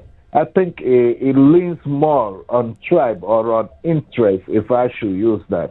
But maybe I should ask the question, Francis. The lady who you quoted is actually called Njeri, and the question I want to pose is: what is wrong with tribal politics?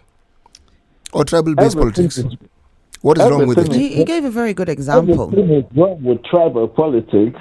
Everything is wrong because if you put it on a scale of 10, oftentimes tribal politics only produce people who are supposed to gratiate or take care of a particular tribe. What about the others? But when So you it's talk not about inclusive. it's never inclusive. But when you talk about ideology, it is universal. If we are able to churn out leaders that have ideologies or are lean on ideologies, then in that case, you are sure they will go beyond tribes. Francis, can I give you an example of, say, an example of the West, say in America, for instance, where you have the Republicans and you have the Democrats.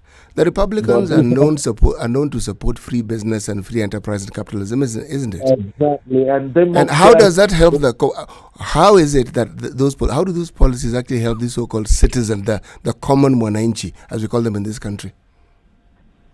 In this country or in America? In America, that leaning towards capitalism, where big business is at the fore. It creates jobs and so on. You can't go. In US, you have the Republicans and the Democrats. Yes. Mind you, it's the same country. Oftentimes, they may vote for Republicans to rule them or lead them for 4-8 years. When they see that maybe they are leaning towards nationalism or patriotism too much and the economy is dwindling, they switch. may as well vote for Democrats, and the same Democrats will help them grow the economy. I think that was the case with Clinton, growing the economy, and then Obama, and then other leaders. But I only see Trump as a different Republican whose ideology tends to grow the economy more. But oftentimes, I know Republicans or their ideology based on patriotism, which is what it has always been. Right. You see the American power, American interest, and whatever. Even they might be going to wars and the economy will be dwindling. And when that hits them hard, you see them switch over and they vote for Democrats who will help them grow the economy. So American politics is still based on ideology and not tribalism. Thank you very much, Thank you, Francis. Francis. Thank you for calling in this morning. Asante sana for tuning in.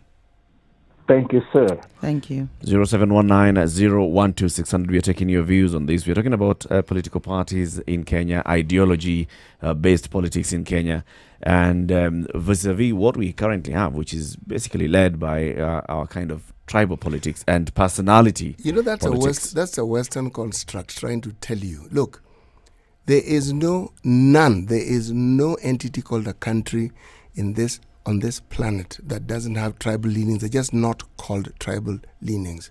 Some places they're called class leanings. Some places they call them, again, party leanings. But if you look at the genesis of those parties and where the support comes from, it's a certain group of people. CT, you talked about the ODM leader, Raila Odinga, and Yes. there are certain things that he has talked about over the years. I mean, Yes. easily for the last 20 years, Yes. there are issues that he has pushed forward. And you talk about, based on ideologies or Ideologies. issues that he wants to see brought to the fore in this Yes. country. Are they clear? And do individuals who join the party or those who offer their support to him, are they clear about what those ideologies are, and do they ring clear about what they actually are? When Or the you say issues that they clear, want- what do you do we mean? know what they are? Who? Me as CT Muga, maybe or the followers of the Those party? who Or those support who him, I think support it's a him. good question. Those When who you have this support him, psychophancy around those who Raila, support is there him, any what are they ideology that supporting? people know exactly? Jerry, you've jumped from following to psychophancy, which means you've taken a big leap into propaganda now. Roll with the punches, City. Roll with the punches. I am rolling with the punches. This is me rolling with the punches. And I'm saying that when a discussion brings in another place they call it punditry, okay? One person's meat now seems to be another person's poison.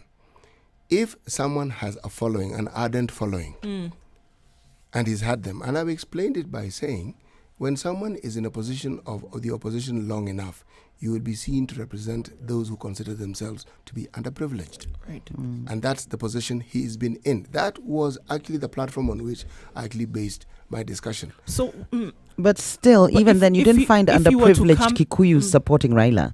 How It was do you still know? tribally No, no. based. How do it you was know? still tribally based. I would what I'm disagree saying, with you no, you completely can look at because the numbers. even in You the can last look at the numbers. The these- underprivileged, maybe now Do there you might be really some want leaning us to towards discuss that. But in the numbers? run up to the election, if Raila only got 48% of the country, and yesterday we discussed the wealth disparity where only 0.1% of the country is wealthy, he should have gotten 99.9% if the underclass or if the poorer people were the ones who vote for Raila. We just need to look at that. He would have won. If you say that Raila represents the less fortunate, economic less fortunate, then he would win every single me election. bring Most in people Evans. are poor in this Bring, country. bring in Evans. Evans, and good you've morning. reconstructed my argument to suit your purposes. Evans. Hello, Evans. All right, so I think I don't Somebody know why else? Evans has taken a break. I You know- want to go back to, and Let I me want answer- it to be I'm clear. going to- Yes, I'm going please, to because answer I your want to say, question. if he Look. was in a position of power today, He is would in a the- position okay, of power. right. It's I'm not saying if he was. okay, He is. if he was the president of the country. Let me make it clear Hello. like that. Yes. Evans is okay. here. Good morning, Evans. Hello, good morning. How are you? Good morning. Yeah, now Kenya is only about 55, 56 years old, and during the fight for independence, we organized in some kind of a structure. Unfortunately, it was a tribal structure, so you find there were the Mau Mau fighters going to the forest. They were organized and they were trying to fight for freedom. And then immediately after that, we got into trouble, and everyone was now fighting for land. And the land problem, again, was affecting people in particular regions. So people had to come together and talk of how do we get out of this. And if you look at maybe something like land appetite in different parts of the country, it is different. And then after that, we got a president who, again, had some very good appetite for land. So the land question has always been there, and it has been affecting not everywhere. Like, if you compare central and, let's say, northeastern, it doesn't affect them the same way. So tribe isn't quite a bad thing. I mean, the social ills that Kenyans have been going through has been making them want to retreat back into their cocoons and have a conversation at those small levels, at the community level, and unfortunately still at the tribe level, to be able to discuss and say, okay, how do we get ourselves in this situation? Now, the past government as well has also not been treating Kenyans fairly and equally. So some people have now been saying, okay, can we go back as a people and say, in this government that probably puts us at point X, how do we survive it? So I'm just saying we're fairly young, and as time goes by, these social ills are being dealt with. I think we're doing better than many countries in Africa. And over time, perhaps there'll be room now for people to think beyond their tribe and think about, okay, what out of tribe unites me if I'm at one corner of the country with the other person in the other corner of the country? But you Thank know, you. they're not So I going to don't sit. They're not. People are not going to sit and come to that conclusion on their own. People are not going to. People are not going to sit and say, "Let me stop thinking outside of tribe." People are going to continue with the status quo as is what human beings do, without some kind of leadership that now maybe would collect all those thoughts and then move it forward. It would be very difficult for people to sit in their corner and say, "Okay, then let me stop thinking or let me stop acting in this manner."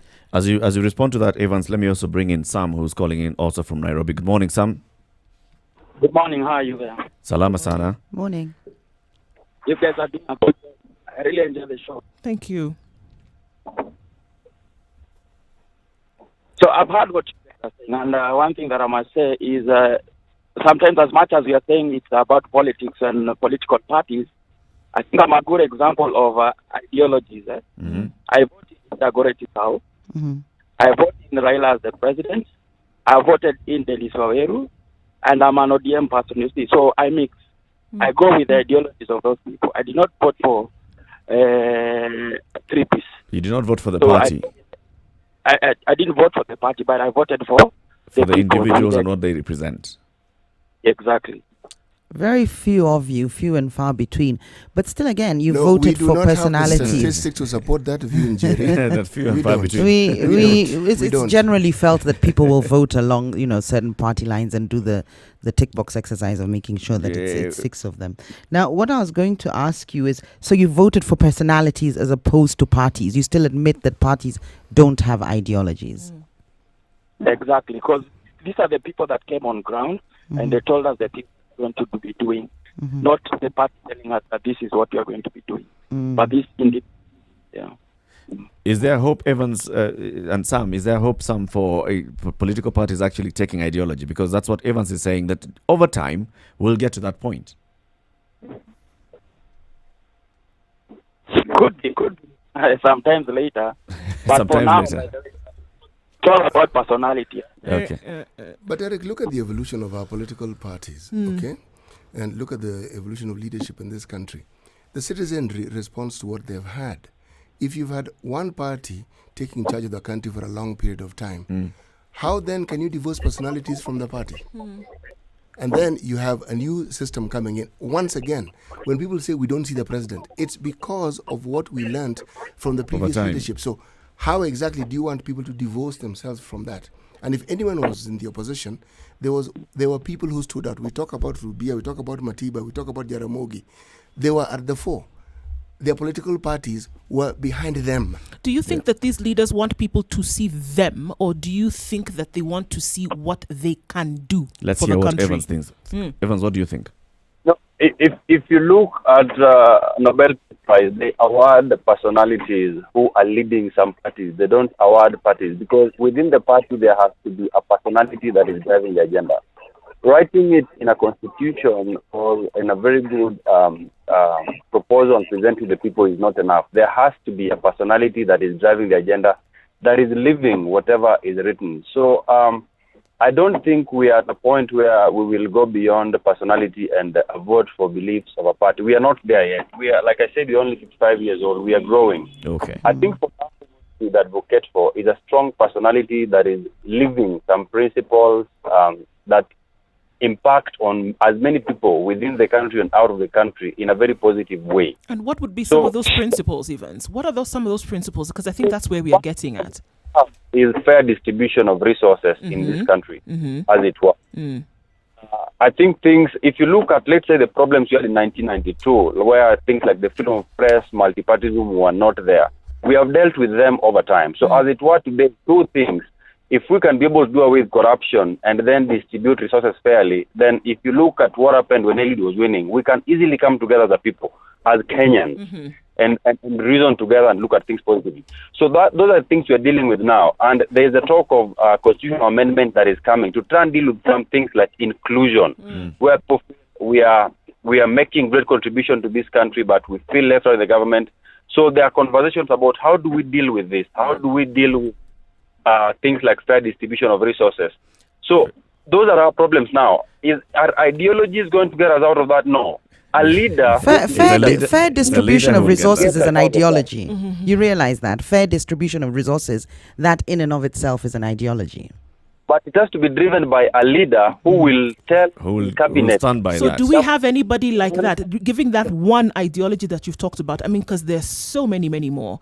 Right now, that one ideology that you've spoken about, do we have a leader that you can see right now that would be able to push that one particular agenda in this country? Yes, you see, there's the Makueni governor. I think I am convinced he can do it. But now comes the question of, are ideologies at this point of our democracy stronger to pull people together than tribe? My answer would be no. Okay. Not at this point of our country. If you look at Kivuta, people will admire him all over the country, and counties are going to that county to learn, but it ends there. If you take him now and make him tell us that you want him to be a president, then tribe is still a stronger bond than ideology as in our country as it is. It is not a good thing, but we have to accept it as it is. If you look at Punguza Mzigo, it was an ideology, but it was not strong enough to make people reason the way the proponent was. So it was an ideology that someone was trying to push, but there are other bonds that were stronger beyond that ideology. I see. So had he gone and aligned that Punguza Mzigo with the ideology, with the other stronger bonds, perhaps should have seen the light of day. But ideology enough at this time of our democracy, Bado. we have other years, we have other historical injustices that still have tribe as a stronger bond. Evans, thank That's you very what- much. That's a good Thank point. you. Thank you for Thank your you. contribution. Thank Have you a so good much. day. 0719-012-600. He's actually saying, yes, we need to start from that point. We need to start identifying leaders who have ideology. Then those leaders will lead with ideology, and that ideology will then percolate into their units, the political parties, and the rest. So then with what we have right now, what is actually being served, then we don't actually have that. So what are we saying? We are in a state whereby things are not the way they should be, but we're just going to accept them because, you know, hey, Because that's how it tribe. has been done over time. And so we're just going to take it as it goes until we get somebody who will then be able to stand up and look this monster of tribe in the face and say, look, this is not how we should be running the country. We should be running the country based on other things that we can actually see, tangible fruits. And I'm saying until the citizenry have their basic needs met, we are talking hot air. There's something CT said, and we sort of overlooked it. It was an interesting question, and maybe it's something we need to embrace. What is wrong with being tribal? Can we get away from the negative ethnicity? And CT has actually written about it previously, where I think he talks about a rotational presidency. Is that right, Correct. CT? I've written about it, yes. And preposterous as it may sound, because it could be another 100 years before we have a Kalenjin in power, for instance, if it's to be rotational. And then, of course, questions of why just tribal? Why not now gender? Why not have male, female, and make sure that, you know, all inequalities are addressed, or all people who felt excluded from power previously, that's addressed. But maybe we do need to accept that, you know, as a multi-ethnic democracy, we need to do this differently and take turns to lead, as opposed to trying to do this one-size-fits-all democracy, trying to find an ideology. And maybe if we accept that and restructure the way Even we going do by our that. democracy, maybe if we restructure it, then we'll start to see ideologies emerging, ideologies that will benefit the majority, ideologies that will lift people out of poverty. We may If we fall stop into that going lazy against the grain of who we actually are. We may go into that lazy state where we know that the next president is coming from this community, the Kamba community. But So how that is it- person is how- basically how- just how going is that- to... how is that lazy? I think you have that in No. Nigeria, don't you, where it's Muslim, Christian. It's an alternative agreement. It would be, because then you have it divided into South-South and North-South kind of thing. So if your president is from South-South, it then, because right now what we have is we have a northern president with a southern vice president, for example. So it's kind of shared.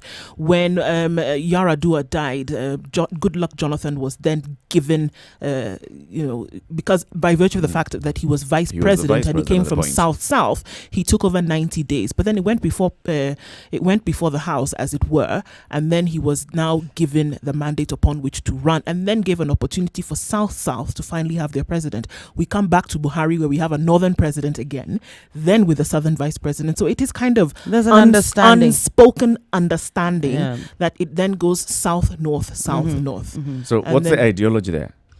So Well, again- when you're getting a leader now who's coming in, so the next leader is going to come from South, let's assume, right? That we are expecting that the next leader will come from South. What are we going to be looking out You're for? balancing The the strongest, population. the strongest person from South? No, But what do they stand for? But Let that the person South from decide. South will be popular because of his ideology. Because So- of the ideologies yeah, so they push they'll- it. So it's agreed that it comes out of the South. now Agreed. Now So he now can it is come up with upon the whatever South ideology he he wants to push forward. Absolutely. The conversation we're having this morning is about ideologies and leadership and political parties, and looking at our not unique, but And tribe. We have this situation where Kenya is highly tribal. How do we It's merge all these multi-ethnic, things? not highly It's tribal. highly tribal. How do we deal with all these things? 0719-012-600. This is Kenya's biggest conversation, the Situation Room, broadcasting from Nairobi to Mombasa, Kisumu, Nakuru, Eldoret, Nyeri, and Malindi. And also we are live streaming on Facebook, Spice FM KE, on YouTube, Spice FM KE, and also on our website, www.spicefm.co.ke. Good morning, it's 8 o'clock.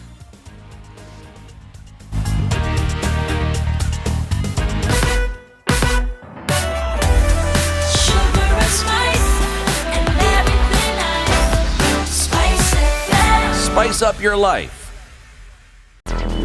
Traffic.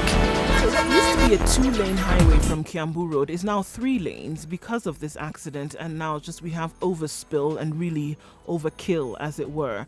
And so we're not able to move. That is a terrible mess on the Thika Superhighway, trying to get into and out of town. So if you have just joined, just know, please understand, it's because of the accident that took place. The accident, all the vehicles have been cleared at this point, but what we now have is the dregs of the accident, and it's going to take us some time. All right, and then again, we do have yet another accident on Thika Road, and it's happened just around Githurai, and that is also causing some traffic, and so it is now bumper to bumper from Safari Park. It was just not Thika Road's day, unfortunately. With the rain and everything else, it is making traffic absolutely crazy. Okay, anything else that we see that is crazy? Not really. Langata Road is flowing actually quite smoothly, so is Ngong Road. Waiaki Way is a normal thing coming into town. Anything out of the ordinary apart from the rain, move it a little bit slowly. It's a bit slippery, so we don't get into more trouble than we already are in. The number to call is 0719-012-600.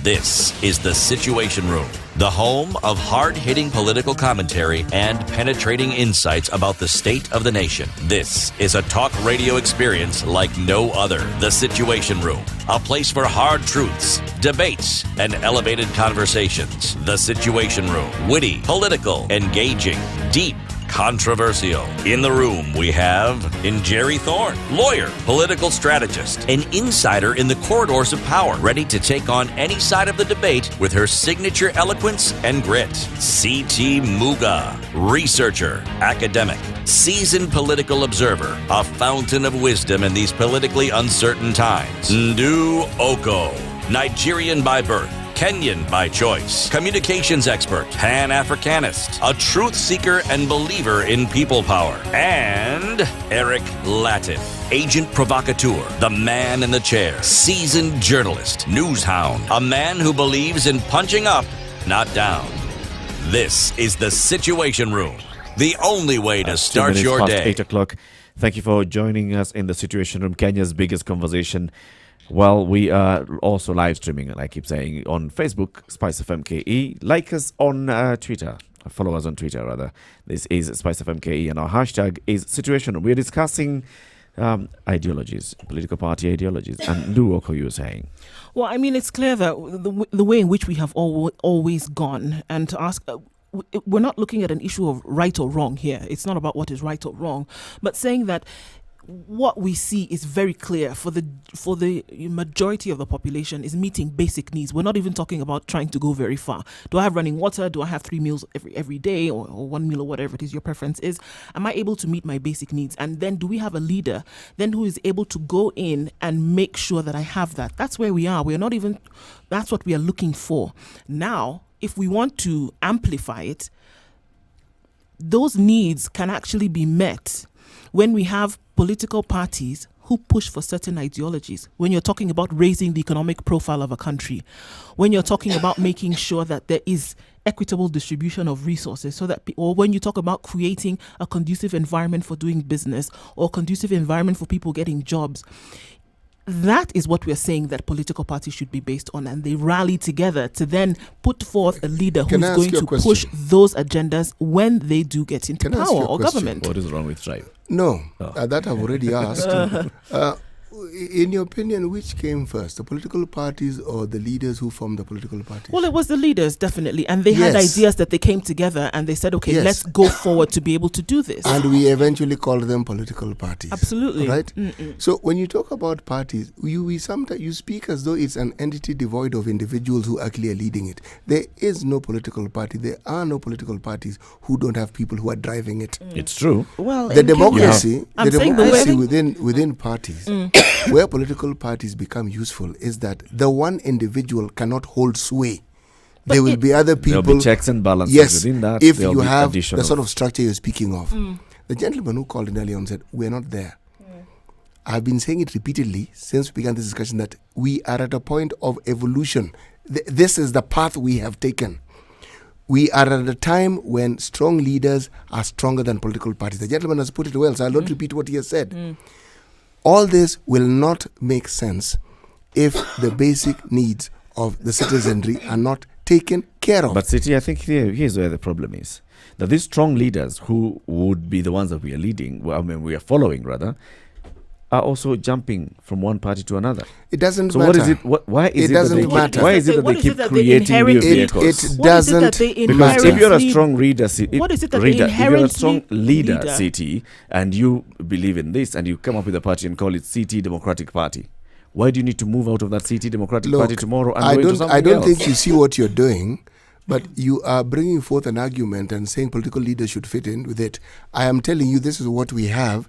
Let's discuss what we There's have. something we're talking about, this meeting the basic needs. Do you not realize that the idea of an ideology, because everybody talks and promises of meeting the basic needs, whether it's water, food, shelter, security, education, health, that sort of thing.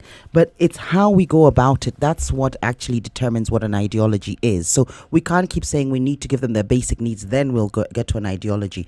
How you go about making sure that It societies at a crystallizes certain the level ideology. is what an ideology is. So even in the promises of these basic needs, how you're going to do it? Are you going to tax the rich and give to the poor?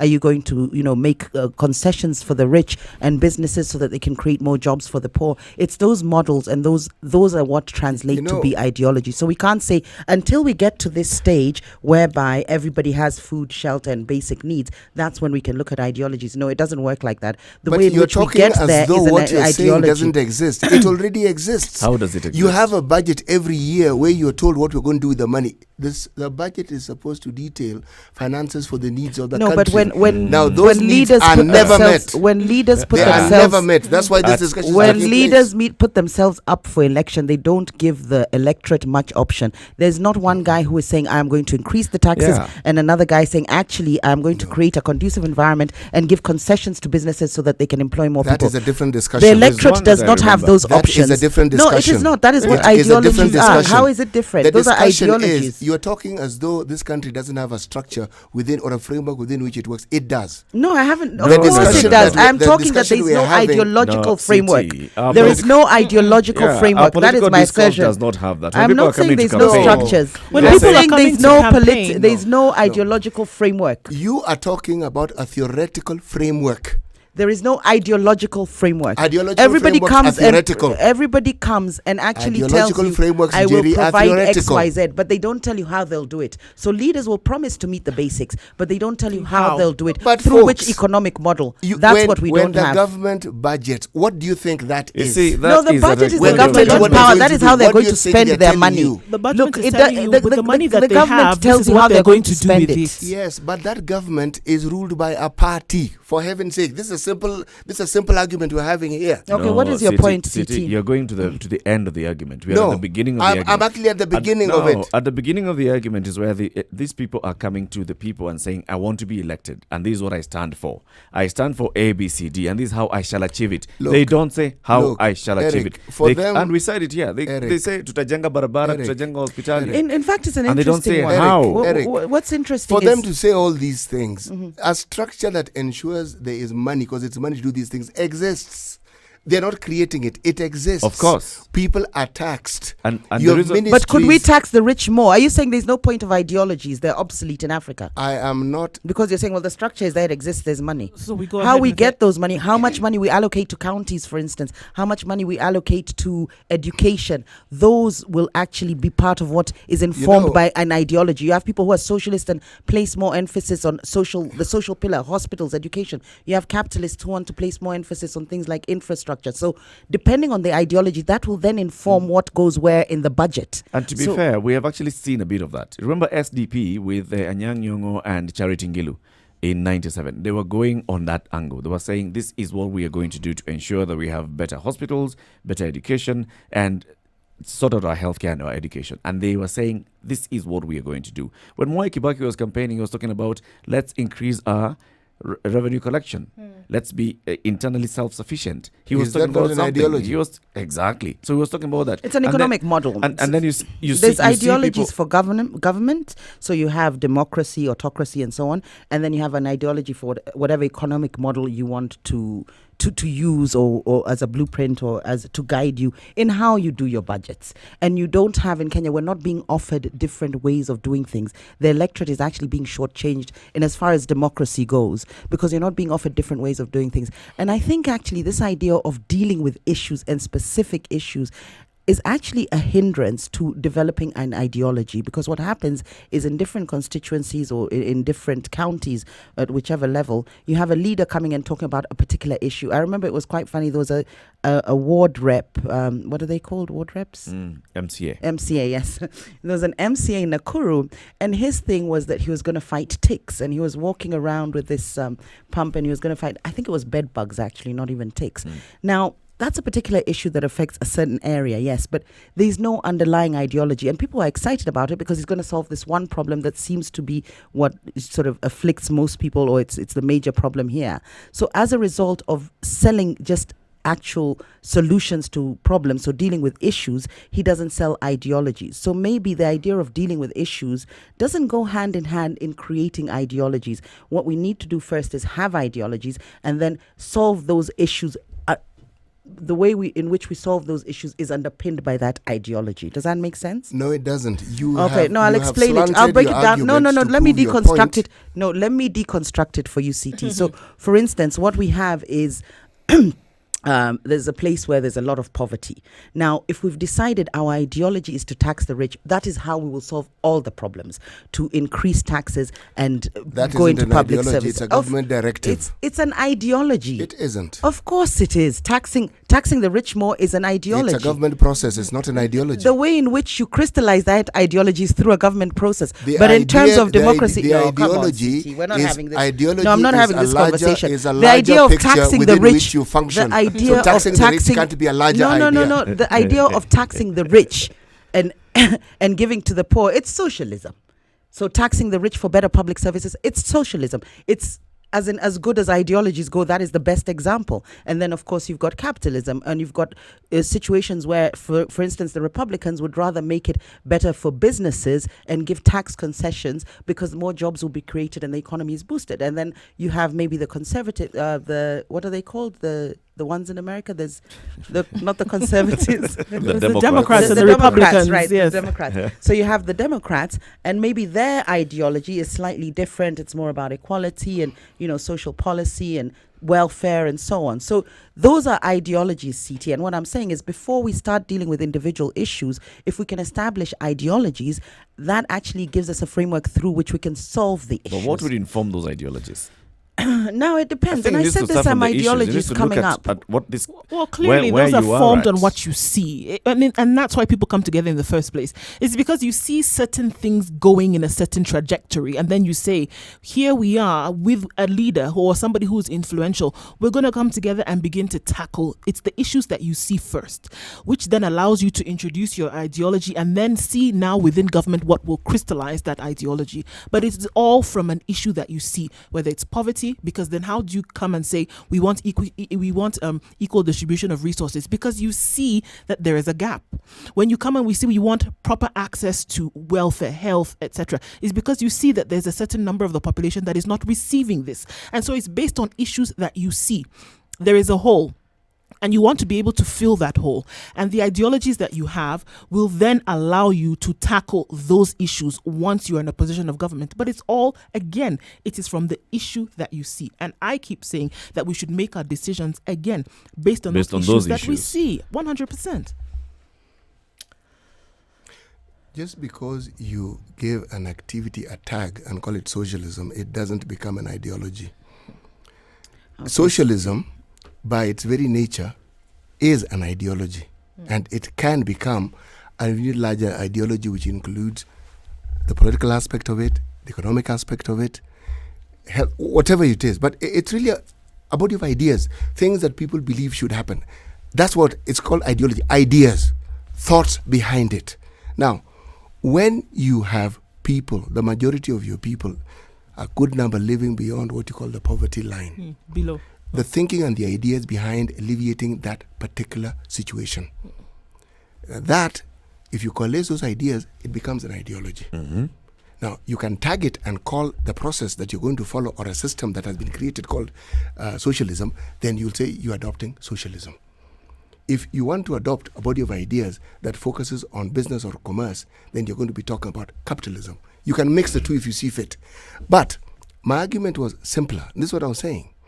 We know the plight of our people. It's not that we don't know. And if people cannot take for granted basics, they cannot assume that they will have water. They cannot take it for granted that they will be able to eat. They cannot take it for granted that they'll receive health care if they go to a government hospital. Everything else that you're discussing with them will not make sense because that's not what concerns them. Their focus is on these basic needs. So what I'm saying is that the leaders or the people that are in a position of influence then, if they see these issues that you're talking about, no access to water, food, health, and they say those are the issues that we want to tackle, coming together to say these are the things that we want to tackle, for people to then understand or realize that we then now push our beliefs through those issues. Where our problem arises is that we have leaders who actually see these things, the government who actually even budget for these things, but just not done. It's not done. That's the discussion. They're not done. So it's the leadership that fails. Again, we go back there again. It's not done. That's why it becomes even a subject of discussion. If they were done, we'd be discussing something else. But of reality and relevance is these countries we keep speaking of. They didn't change these things in a year. Some took centuries to change. 100, absolutely. Wow. But that isn't necessarily a full correct argument. We don't have to take centuries. No, we don't. 0719-012-600. This is the Situation Room at 16 minutes past 8. Mature, intelligent talk every morning. Spice up yourself. Mornings done right. 94.4 Spice FM, Nairobi. And thank you for choosing Kenya's biggest conversation, 94.4 in Nairobi, 87.9 in Mombasa, 102.5 in Kisumu, 96.0 Nakuru, 96.7 Eldoret, 90.9 in Nyeri, 97.7 in Malindi. My name is Eric Latif. In the Situation Room, we have Nduoko, Jerry Thorne, and CT Muga. Let's talk about foreign missions, CT. One of the things that the evolution of mankind and the evolution of structured living within the species of animals we refer to as human beings has been the formation of governments. And when governments were formed and people realized that, well, whether you have boundaries and groupings based on whatever, whether it is a language or whether it's proximity or whether it's ethnicity as we now call it, structures were required to enable that group of people to function together as a unit, and also they required structures to be able to relate to their neighbors and what they considered other entities or other countries. So this concept of diplomacy and representation of other countries to other countries so that you can create or you can have a structure within which you can actually relate to each other, it came into being. Long process, took a very, very, very long time. And it's easily understood that one country cannot have its president running the country and then go into another country to also present. So you appoint someone, you get someone who can do this for you. It's a principle that we all understand. It's called delegation. But when we talk about delegation, we never really discuss this relationship with other countries, say within our continent, because we already have some quiet, unspoken of understanding of how we should relate to each other. This discussion becomes an issue when you have nations who supposedly referred to as your development partners, meaning they have more money than you do, and from time to time they lend you this money. Sometimes they say they give it to you, they actually never do. The strings are tied to the grants, the money they give to you are so many, you actually wonder whether it's actually been given. But nonetheless, for purpose of discussion, let's say it is given to you. Now, the problem arises when people who are sent to this country or other African countries to represent their nations, when they begin by simply making comments about the manner in which the country is being run. This came to the fore during the period we refer to as the Cold War, when there was East and West. So people took sides. There are people who are pro-West, there are people who are pro-East, and so forth and so forth.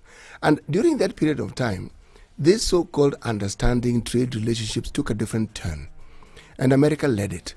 They brought in a word that I didn't even think was correct. It was grammatically correct, conditionalities. They would now lend you money but give you conditions, strict conditions. IMF came in, World Bank came in. But all these things amounted to interfering.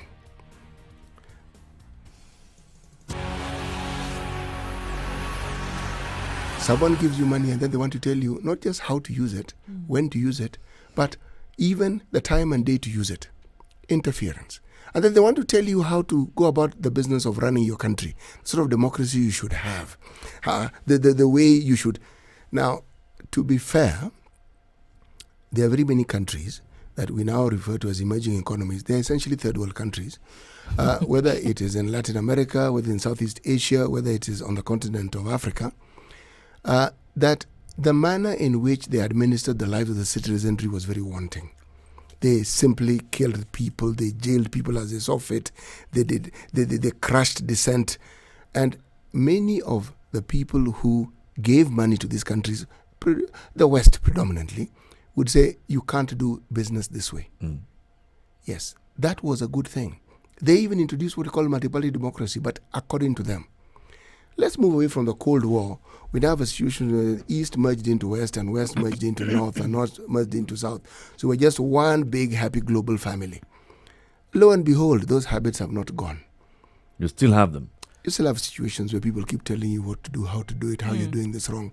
And sometimes you wonder, when Americans, for instance, come and tell you how you should actually govern your country, you want to pause and ask, did you say you are from Canada or America?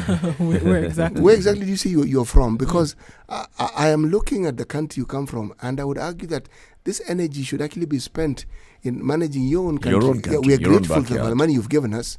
Thank you. But no one gives you money just because they like you. So what you're saying is just because somebody has given you money, it No. doesn't mean, it doesn't give them any right to No. interfere in your It how. doesn't give you the right to more or less dictate to us how we should go about our business. And this is what many of them try to do. They do it diplomatically, but that's what they're trying to Diplomatic interference. do. Yes, they Or actually interference want by to tell diplomacy. you how to go about doing things. That's what they want to do. Essentially, it's neocolonialism, really. That's what it is. A new form of controlling you and a new form of telling you what to do. Just smarter, cleverer, using means that are cleverer, but it amounts to exactly the same thing. Without the necessary shackles actually coming, Oh no, the shackles are even That's worse. what I'm saying. Without the tangible shackles that we saw, like for example, during the times of the No, slave trade, without or the even traditional shackles.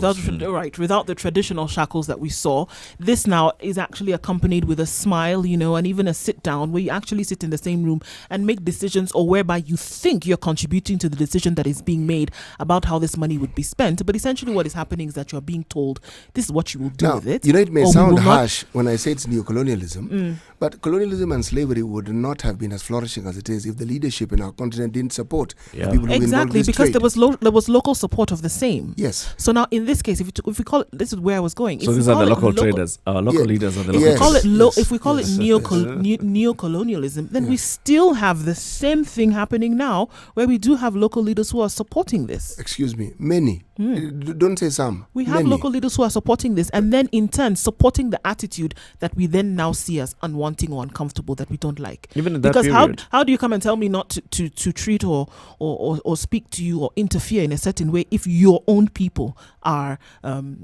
making the environment even more conducive They- for that, they- or you even know- encouraging it to a this certain isn't extent? even a case of the pot calling the kettle black. This is a case of the charcoal calling the kettle and the pot black. You have a situation where if you look at the backyard, but you can understand where they come from. It's a situation of superiority. I have money, I give it to you, you need it, you're poorer than me. So by virtue, if we take this argument to its logical conclusion, you should listen to what I tell you. Because in essence, I'm telling you, I am better than you. However, CT, are there unrealistic demands or unrealistic edicts that are given by the people, the donors? Is there something that you can say, well, what they're saying here is completely unrealistic, and just because they've given me 1,000 bob doesn't give them any right? Do you remember when we were having this discussion, both Ndu and Jerry mentioned, leaders don't tell you we are going to tax you more, do they? They don't. No, they don't tell you that we are going to budget for this, but we're actually not going to spend this money, do they? So do you think the donors who give you, do you think that the iron fist with the velvet glove, do you think they tell you that inside that velvet glove there's an iron fist? They don't. Who would take the money if they did that? Who would accept those terms if they did that? These things, you're never told the whole story up front. Not really. But we've got to be very naive to think they're going to give us money for free without sort True. of looking at True. what's in it for them. And of course, a dependency culture develops. You know, you depend on, and power comes in. If you depend on somebody, they have an element of power over you. I think it would be interesting to compare and contrast sort of the different relations we've had, the Sino-Africa relationship. So when China came in, and then of course prior to that, we had the West being Europe and some interference or influence rather from the US. And you can see, I think, with the West and a lot of aid, I mean, those trillions that was poured into Africa in the last 50 years from the West, and very little alleviation out of poverty. In fact, it continued to escalate and very little development. And that was blamed primarily on the fact that we are corrupt and so on. I don't believe that narrative. I think if the West did want to actually help and lift us out of poverty, we saw them do it with the Marshall Plans after World War II, and Europe had been flattened with the bombing, and it was 5-year Marshall Plans, and Europe was able to rebuild themselves from a loan, or was it a grant from the US. So if they're serious about development, they will do it. But what they've done in Africa is hold us ransom to their systems, to their culture, that we have to adopt, whether it's democracies or certain laws and so on. Human rights, I think, was sort of the buzzword in the 90s. I think following some of the wars that the US have gone to, they don't have a leg to stand on. So human rights abuses with Guantanamo, the US can't speak on that. But if you remember, it was the buzzword for how you rate African countries if you're from the West. Human rights abuse or human right records, I think was the word. But we're taking the money, so what do we expect? Do you think these people are just do-gooders that want to help us? Absolutely not. They've got an agenda. Similarly, when we get loans from China, when China is willing, they have an agenda, but at least we're seeing infrastructure development. And some say that, or some speculate the agenda with China is to create a customer base for some of their goods, which for me, I see nothing wrong with international trade. If you have a customer, you can butter him up and ensure that the platform through which you then It's just business. interact. Absolutely. So I actually don't mind China's sort of, and if you notice, China doesn't get involved with our internal policies. don't You'll find it's interfere. America that makes assertions don't. and constantly pushing this narrative for we need more democracy and so on.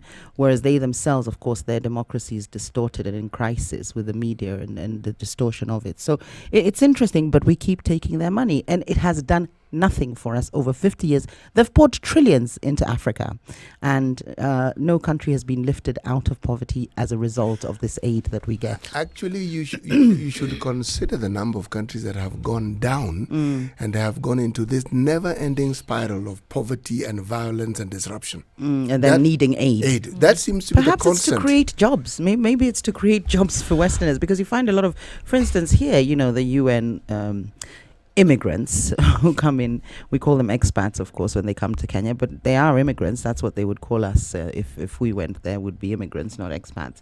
But they live a lavish lifestyle.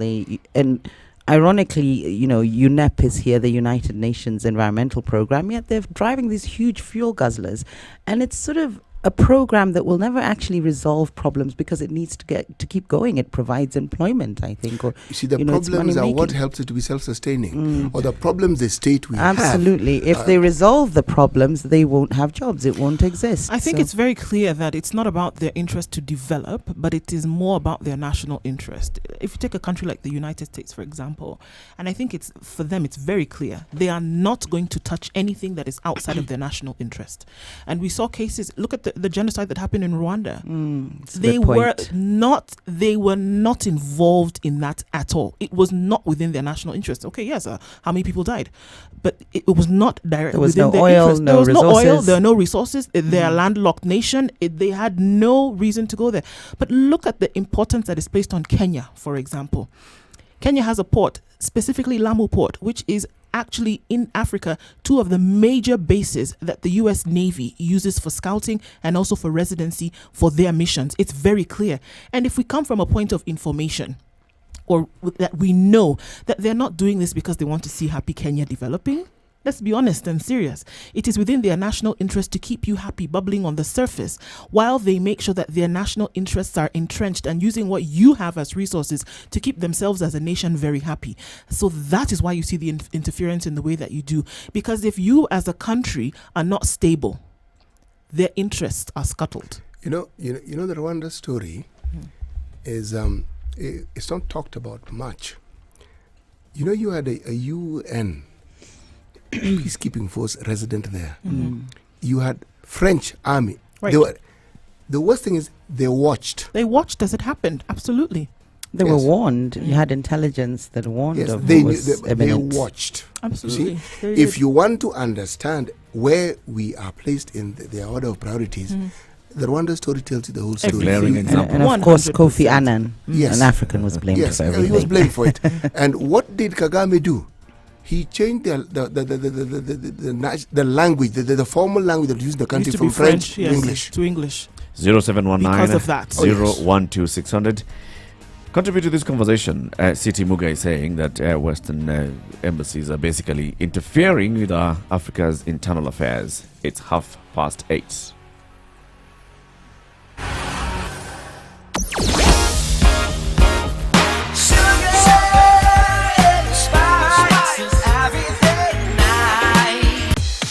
Welcome to Spice FM, the best exclusive radio station bringing you the best mix of the best music ever.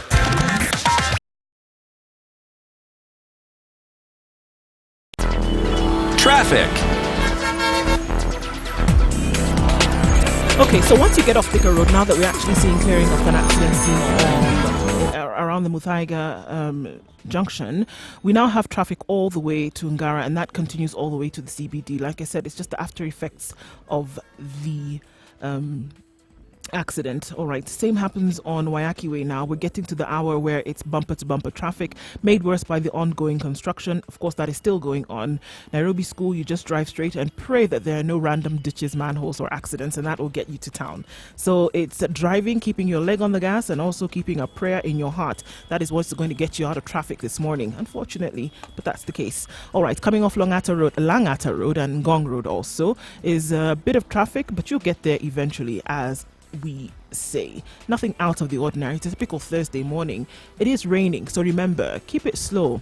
You'll get there eventually. 0719012600 is the number to call.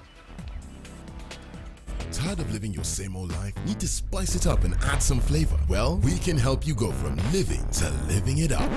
East Africa, are you ready to be a part of the most vibrant entertainment scene with the best, freshest music, travel tips and destinations, fashion, tech and health trends, as well as your favorite celebrities' lifestyles? Introducing your favorite entertainment magazine, Pulsar, the ultimate all-in-one guide that will give you more meaning to life. Catch up with your celebrity writers and contributors to stay up to date with what's happening around you, where and how you can be a part of all that. The lifestyle guide that has been missing in your life. Pulsar.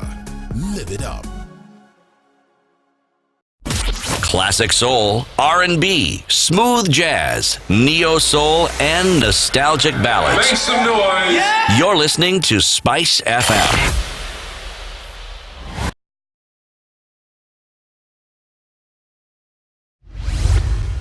Mature, intelligent talk every morning. Spice up yourself. Mornings done right. 94.4 Spice FM, Nairobi. 27 minutes to 9 o'clock. You're doing your morning right. Thank you for choosing Kenya's biggest conversation, The Situation Room. My name is Eric Latif.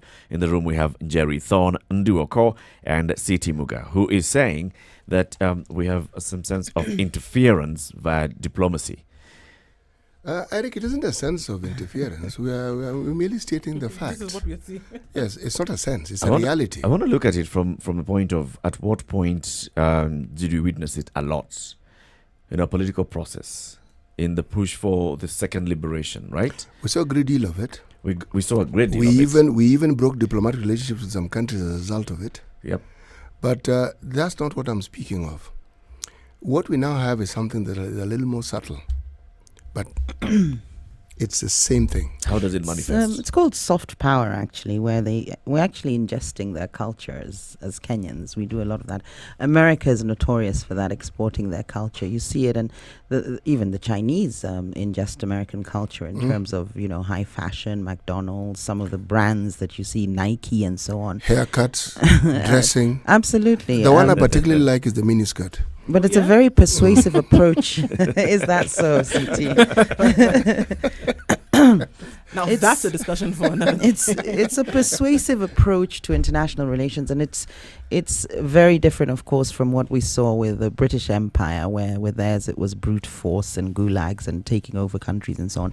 With this, it's done through influence, and the way you can tell is that, look, we have no Russian influence, for instance. Do you see what I mean? So you can tell that America has been very purposeful about it. They do it through religion as well, of course. So just the idea of exporting their culture. In fact, that has been, I think, America's biggest export in the 20th century for sure. We'll wait and see in the 21st century. They simply don't have the moral authority or the power that they did in the 20th century. But we saw America influence. I mean, you'd find people in Turkana wearing a shirt written Coca-Cola, is it? Do you understand? It's a serious influence. Michael Jackson, their music, that's what we listen to. The media, what we watch, what's informing our opinions, our systems, our values. I'm surprised, Jerry, you haven't used the term you often very use. Which is? Social engineering. Absolutely. Yes. But I wouldn't give the Americans that much credit, really. Mm-hmm. No. You don't think it's been deliberate, purposeful, No, intentional? it has been. It has Right. been. Mhm. The genesis, I'd give the British. Absolutely.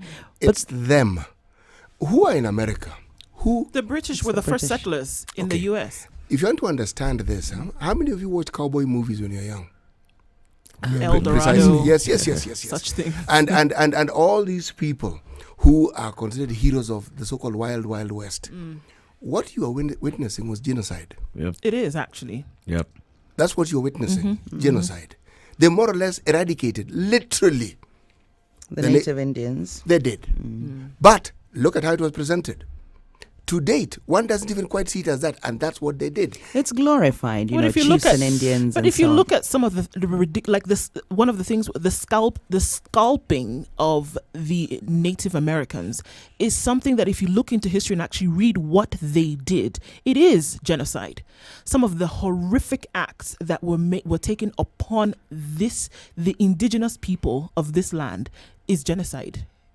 But like you said, it's been called something else over time to make it look like the emancipation of the settlers who came to this land to try and make it better. You know, just last month, there were attempts to sort of like apologize to the Maori of New Zealand about something that Captain Cook. Cook. I'm not talking about the Cook travel. No relation. But when Captain Cook and his band of seafaring individuals landed in New Zealand, they committed atrocities. Hence the name. Unprovoked. This was it. So now there were these attempts to apologize and to say we are sorry. If you were to look at history and consider these atrocities, they have never actually ceased. Let's bring it closer to home. South Africa. When the first people to land were not the British, really. They were the Boers. Dutch. The Dutch, yeah. Yes, and they were running from religious persecutions. They were skirmishing with the locals. When the British came in, you know, they're the ones who came with the big artillery. They changed that landscape. Now, here I have to pause, because if you look at the activities of Shaka decimated communities. He did. Okay? Now, the British took it yet to another level. Now, what I'm discussing is the genius with which they do it. They commit these horrific things, but it is turned around to look like it wasn't what you think it is.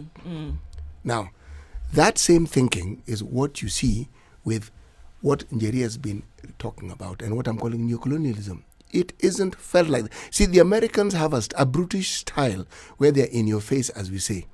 The British are never in your face.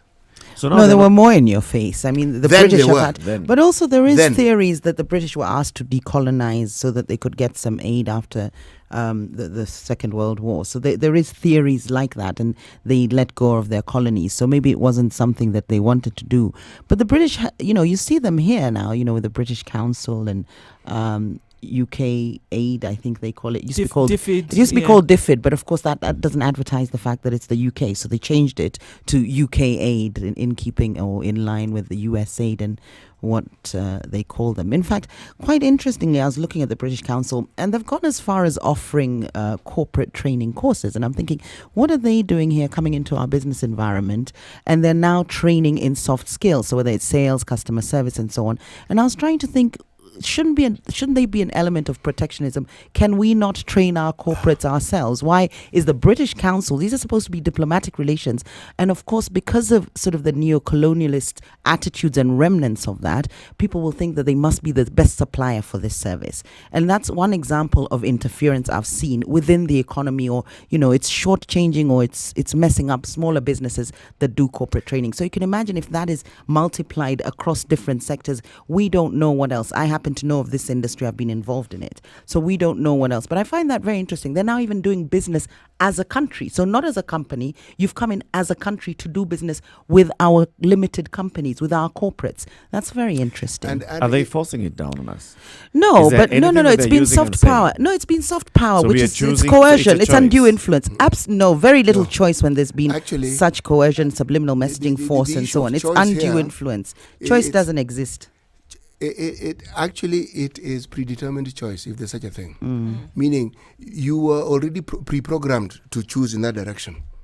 What's interesting as well is that, of course, we have Christianity, and that was imposed on us to a certain extent. We are back to Christianity again? No, it's yet another thing that the British managed to export and actually use as a tool to colonize us. So why not discuss it, or why would you want us to overlook that completely? I'm not saying I don't want to discuss it.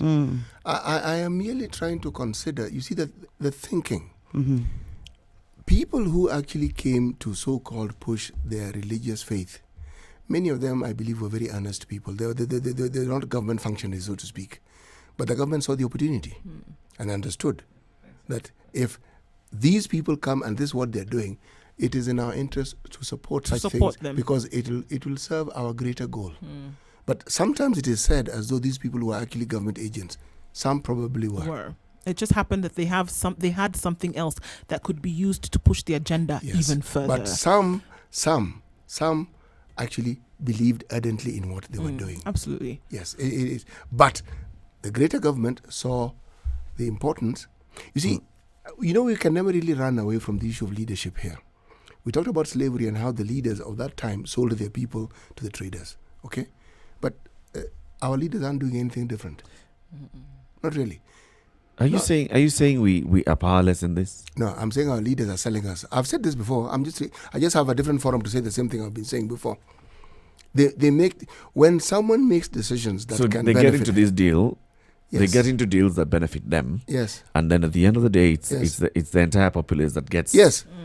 pushed into. Look, if we're talking about this country, it's replete with those examples. For every stone you throw, you'll probably hit around 5 examples of exactly what we're saying. So what is our point today? Are we just out to bash the West and the Muzungu, or No. You to get a perspective. I'm getting offended a little bit. No. The idea is not to bash your relatives, Njeri. When you start such an argument, you want to present the negative aspects of it because that's what's perhaps not looked at sufficiently in greater detail. Right. And this isn't even government bashing at best. No, it isn't. This one, I'm back to that old story of stop whining and complaining as a citizenry and look at what is happening and understand it. So when you think and talk about the people you want to vote in, please understand this is what they have done to you already. So whatever else they're telling you, please hear it. But understand, this thing that was presented as good, this is really what it was intended for. And this is exactly.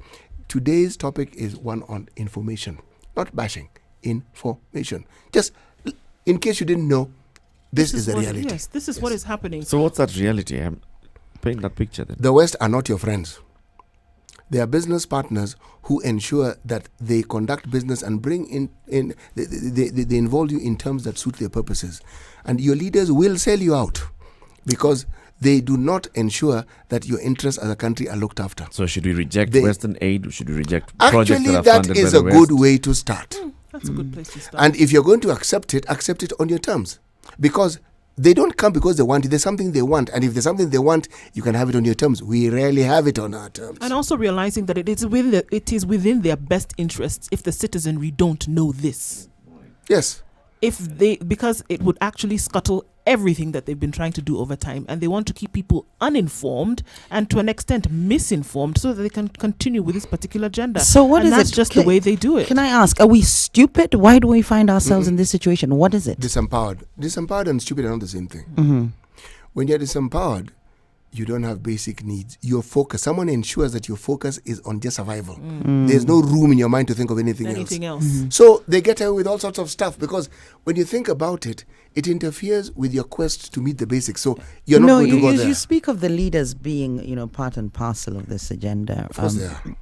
And they don't we select our leaders from society? Aren't they Kenyans? What is wrong with us Kenyans then? No. And that is why I'm asking, are we stupid? No, we're not stupid. Because you're not going to find any American leaders getting into bed and in cahoots with a guy from Thika to undermine, democracy in the US, for instance. Not Thika, but Ukraine. Ukraine. Oh, okay. Oh, no. well. Such other places. Good one.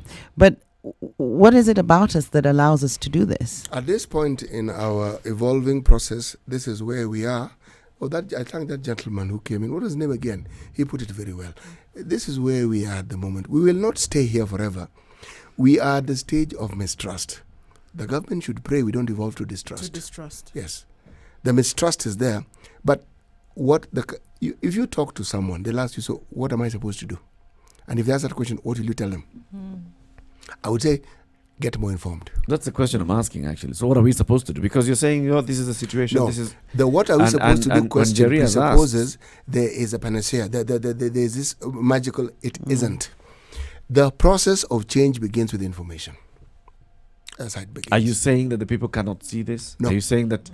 No. Of course they can. If you look Why? at the Because it's been dependency hidden? people have on aid and to understand this, look at the way people understand.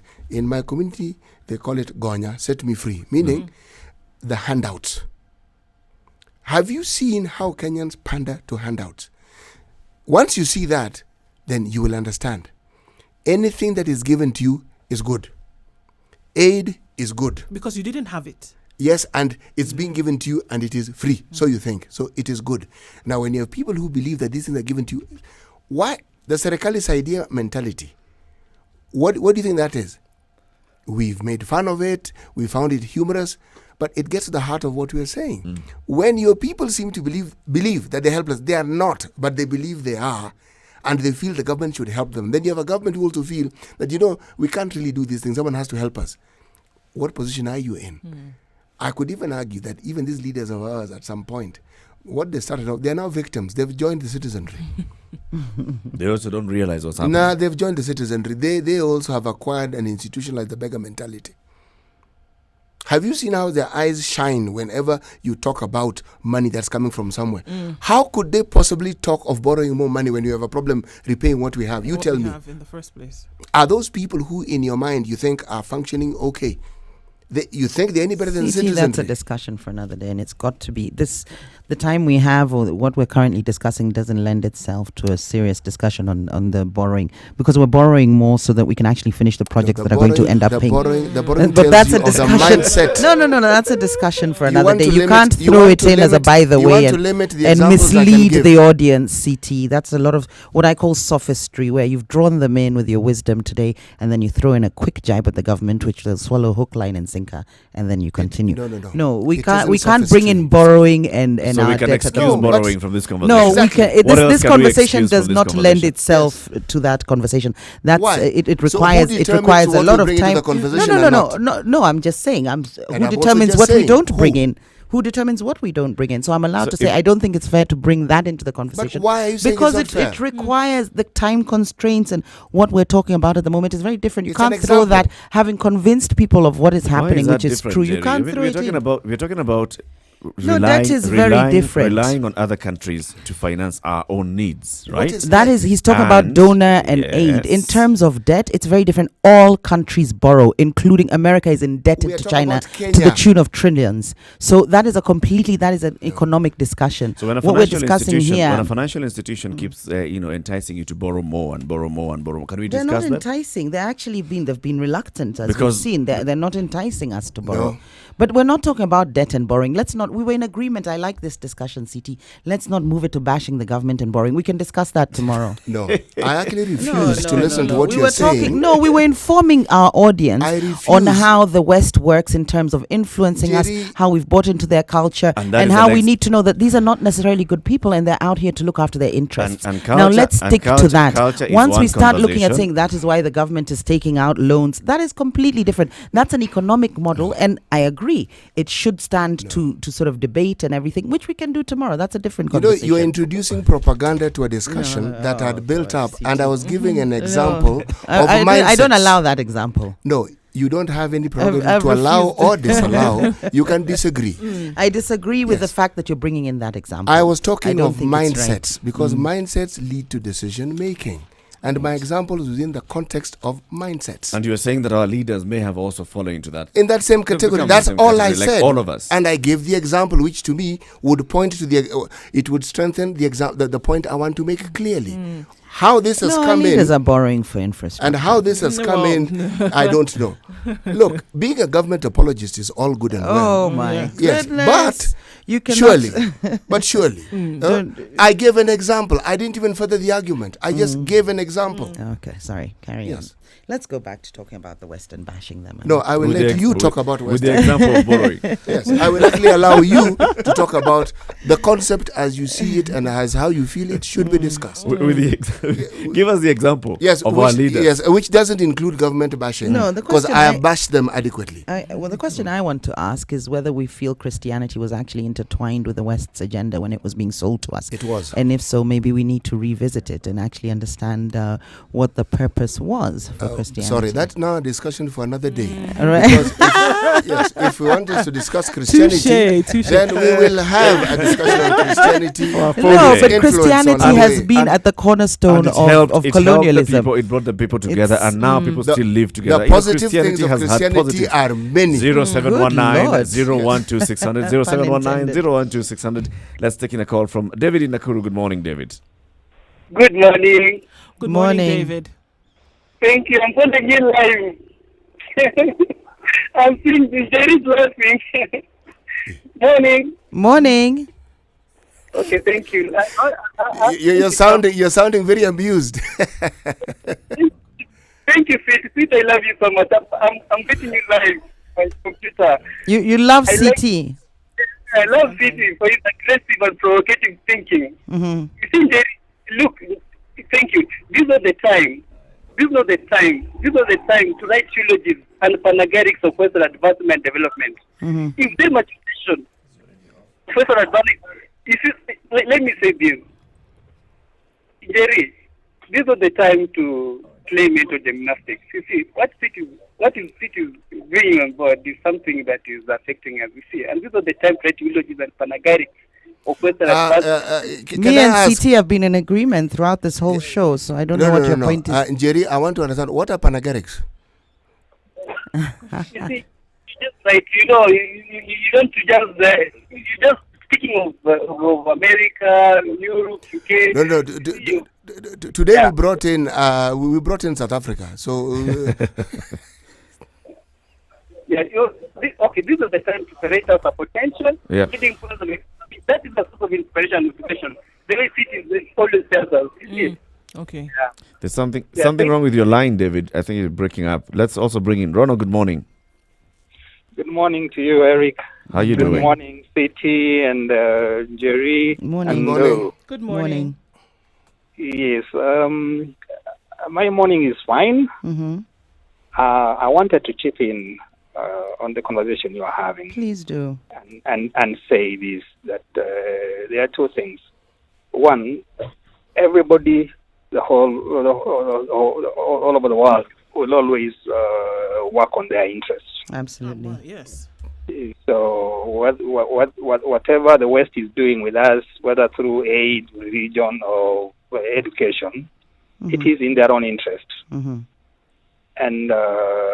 whereas we talk of the politics of democracy, look at what I would call the oxymoron of UK, where you have the monarchy, and the monarchy is in place, and then you have the parliament with the prime minister. Right. For all purposes and intent, the prime minister is as toothless as any other bulldog around you can think of in terms of who has the last word. The monarchy is ceremonial, of course. That is what it appears to us. No, that it is what it is. The Queen has no choice but to give royal assent to any bill that is passed. She actually doesn't have a choice, and she's not allowed in Parliament. Try opposing the monarchy and see how your politics will go down. What would you be opposing the monarchy on? They don't make any policy. They don't, but they make sure they populate with the their existence organs with ideals that favor them. They do bring in a lot of money into the country. Of course, I'm not a royalist rather, but in terms of their democracy, it's intact because what I was trying to show you is yes, people design systems that work for them. Right. Yes. What have we done for ourselves? But so the West has designed, or we're looking at the UK as an example, they've designed a system in the monarchy that works for who? The majority, the minority, the aristocracy? It works for the UK. For everybody in the UK? But is it for everybody in the UK? Because there's people who could say with our system, it's working for the political elite. The political elite would say, yeah, we've designed a system that works for us. Whereas you'll find the majority of Kenyans won't say this. Now you are buying in properly. Our politicians will always think about themselves first. That is why the opposition will always side with whoever can support them into power. Look at what happened during the Moi era. Everybody was like, I was terribly scared of Moi myself. I can tell you that to get rid of any bias on my end. But from the conversations we've been having, we realized that actually the economy grew during Moi's time when everybody was opposing him. Yep. Right? Yes, it did. And someone who knew something about the cultural aspects of systems. Now, look at what the Americans are doing. They are complaining about their president. So in your opinion, what should we do? We need to take responsibility for our own dirt, clean it up, develop systems for ourselves, stop complaining and blaming other people for the mess we are in. Okay. Yeah. Asante Rono, thank you very much for calling. Good morning. Have a good day. Thank you, Rono. Have a good day. Edward calling in from Nanyuki. Good morning, Edward. Morning, sir. Welcome to the Situation Room. What do you think? We're discussing interference by Western countries.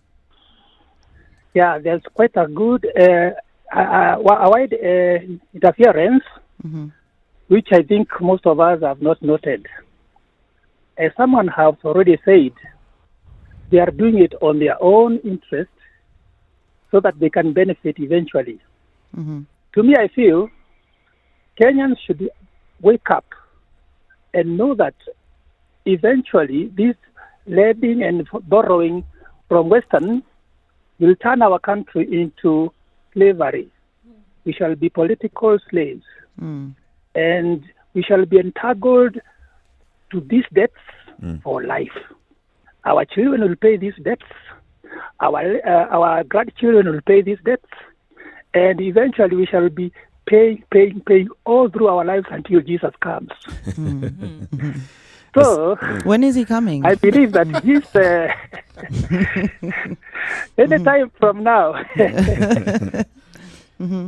Kenyans should stop borrowing and also stop corruption. Okay. Because the little money we have is enough to run our country.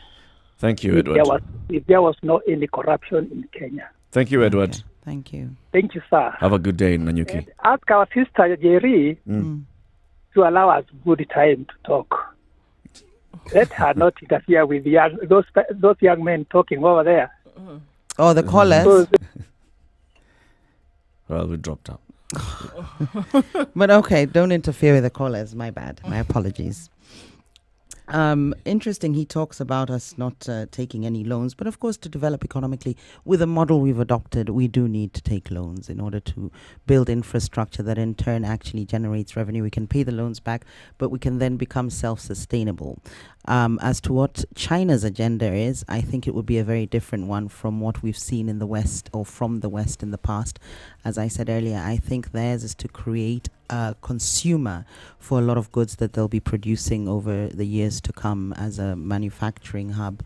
Whereas with the West, it was very different. They colonized us differently. I think Ndu will confirm that they colonized Nigeria very differently from Kenya. With Kenya, they were looking to settle. I think with Nigeria, it was to extract resources and return to the Queen and country. 0719-012-600. We're talking about diplomatic interference, and that's what CT Muga is saying this morning.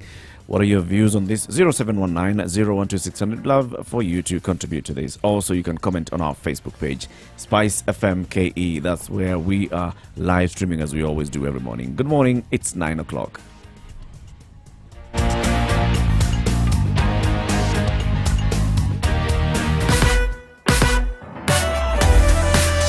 and spice and everything I Spice FM. Spice up your life.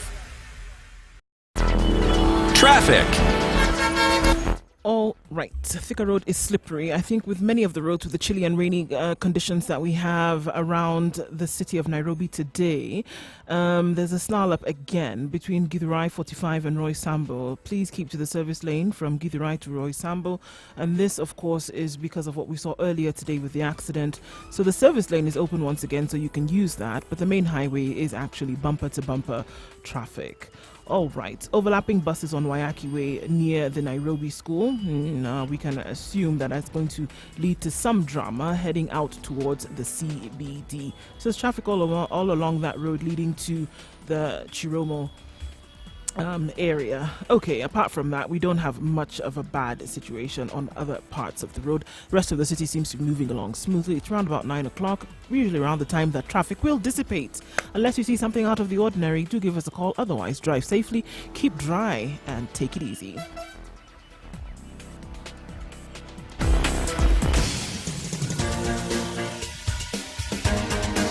This is The Situation Room, the home of hard-hitting political commentary and penetrating insights about the state of the nation. This is a talk radio experience like no other. The Situation Room, a place for hard truths, debates, and elevated conversations. The Situation Room, witty, political, engaging, deep, controversial. In the room, we have Jerry Thorne, lawyer, political strategist, an insider in the corridors of power, ready to take on any side of the debate with her signature eloquence and grit. CT Muga, researcher, academic, seasoned political observer, a fountain of wisdom in these politically uncertain times. Ndu Oko, Nigerian by birth, Kenyan by choice, communications expert, Pan-Africanist, a truth seeker and believer in people power, and Eric Latif, agent provocateur, the man in the chair, seasoned journalist, news hound, a man who believes in punching up,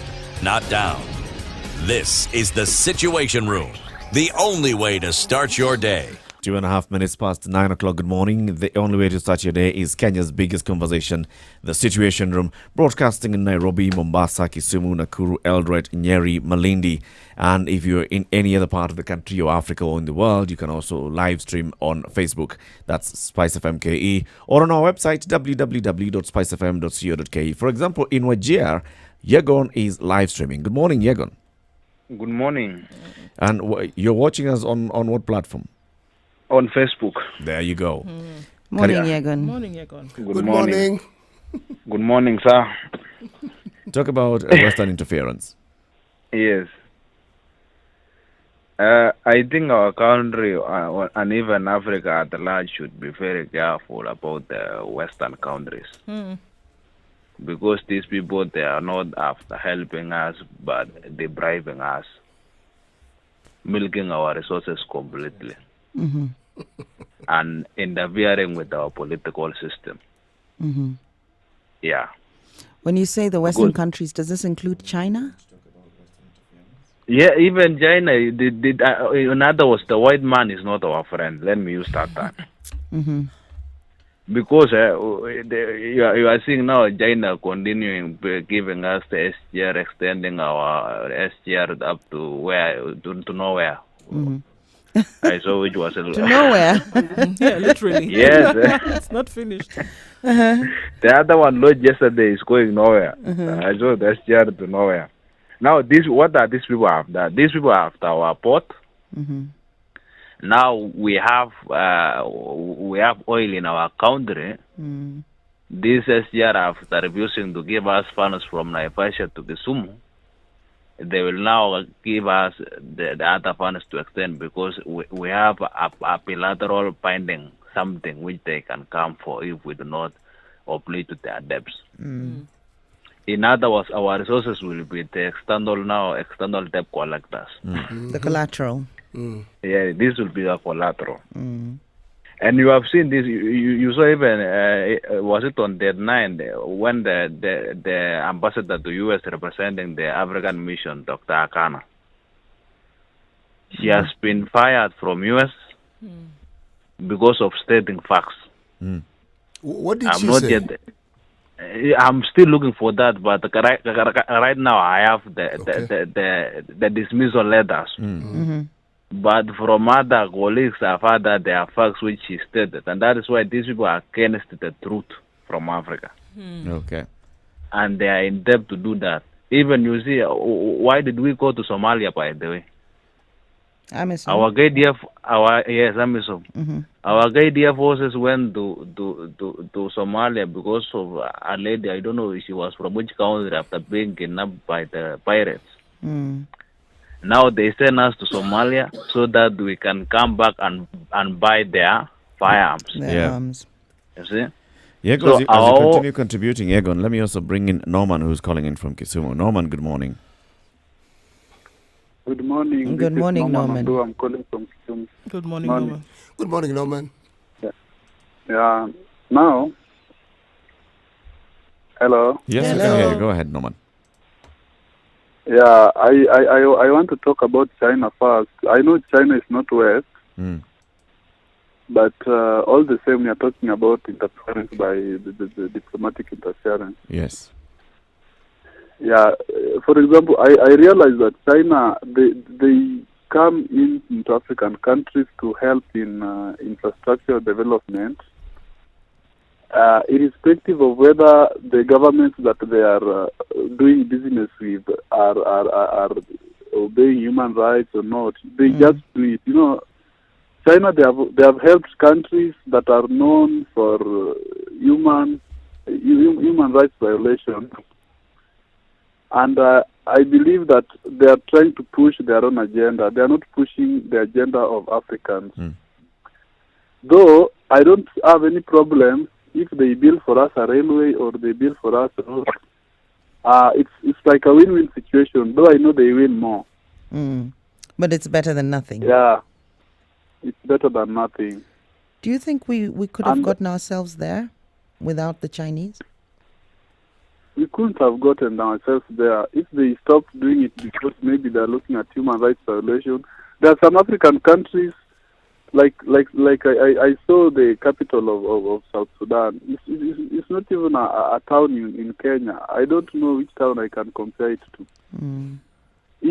If we could move away from if those countries could say that now we are not going to help South Sudan because they are doing all that they are doing against humanity. We will not experience development. So I don't see any problem with Western interference as long as we are in a win-win situation. It's what we get out of it that should matter. Yeah, it's what we get out of it that should matter. But there's countries that have done very well without the Chinese, Botswana, Gabon, a few African countries without that. Are you saying we couldn't have done it without the Chinese? Can you know, not necessarily the Chinese. Not necessarily the Chinese. External support. external support. Is there any African country that has gone up without the assistance of the West or the East? South Africa? South Africa? No, not entirely. Well, if I look at the list of most developed countries in Africa, you have Seychelles, Mauritius, Algeria, Tunisia. So you've got that Arab Africa, so to speak. And then you've got Botswana. So Botswana's done very well. Of course, you have Libya, which is there, and Gabon. Without the influence of the West in their business activities, how would they have made money? When you say the influence of the West, Botswana didn't, unless you're calling them a trade partner. What they did was manage their resources very well and have deliberate leadership. They came in and they had serious agendas to drive the country in a particular direction. They had excellent leadership, but there is a point where you cannot exclude trading or partnering with other countries. South Africa did pretty okay when it was sanctioned. During apartheid. They did. Economically, they managed to sustain themselves completely. South Africa got to where they were because they had been doing business with the rest of the world. They dealt with the world. They had already gotten to a point. They were able to sustain that at that point because of where they had come from. Norman, if we hear you, so you're saying that as long as we are getting something out of it, you don't see anything wrong with dealing with other countries, or what you're calling interference from other countries. In fact, South Africa that Pete is mentioning, I believe South Africa benefited from late independence. So having the Muzungu around for longer. Interesting concept. Having the Muzungu around for longer made them get there. Thank you very much, Norman. So we have to accept that somebody went ahead before us, and we have to follow their footprints to get where we want to get. And we should stop being too much tunataka independence. We got independence and we are doing nothing about that independence that we were given. Norman, asante sana for your call. Thank you. 0719-012-600. What are you talking about is what we are saying, diplomatic interference. And I think we're also mishmashing it into, trade interference. Trading partners are not necessarily interference. It's what CT was saying is when those partners start telling you what to do and what not to do. When they start being prescriptive of what you should do, how you should conduct your business. That's what you're saying. No, they shouldn't. Just because I'm trading with you doesn't mean that it gives you a right to. If all they did was say we wouldn't even complain, they twist you in the process. Into it, Yes. And even worse because it comes in a nice, unsuspecting manner. It's sugar-coated. Call us and let us know what you think. 0719-012-600. It's 11 minutes past 9.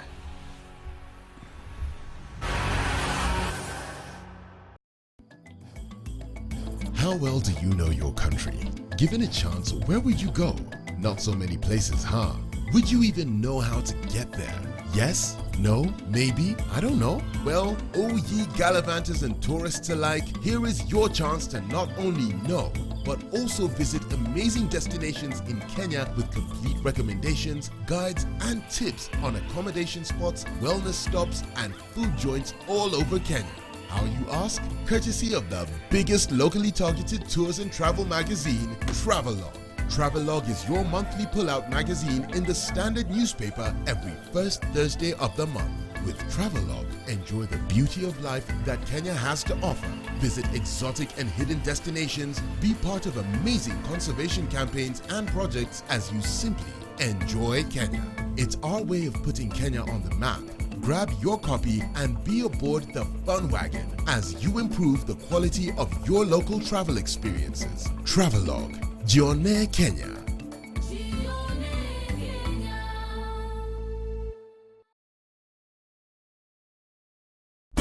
Classic soul, R&B, smooth jazz, neo soul, and nostalgic ballads. Make some noise. Yeah! You're listening to Spice FM.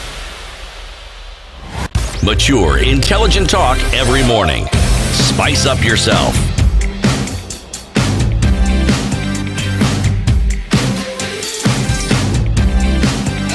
Mornings done right.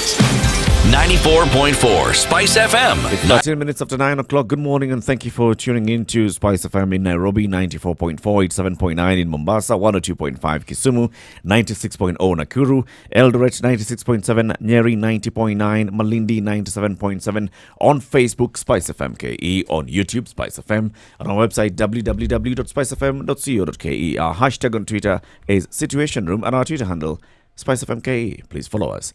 My name is Eric Latif. In the room, we have Siti Muga, Nduoko, and Jerry Thorne. We're talking about interference, diplomatic interference, when Western powers or those that are giving us aid start coming to tell us what to do with that aid and how to behave.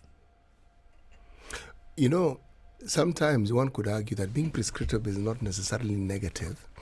But when it is clear that what is being prescribed isn't in your interest and doesn't benefit you, or what it is you're being told, there is no reciprocity, there is nothing in return for what it is that you're doing.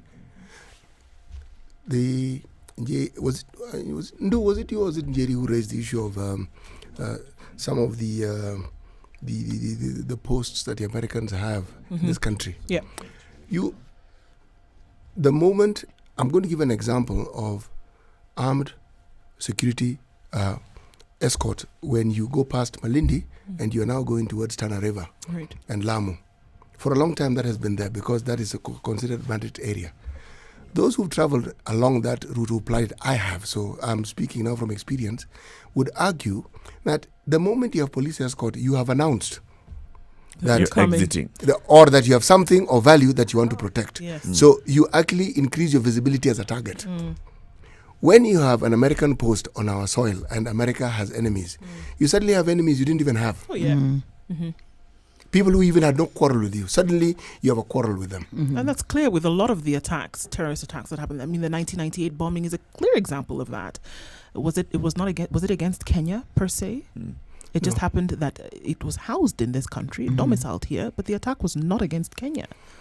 So, you see, if we are to look after your interests and you are a partner, we call it a development partner.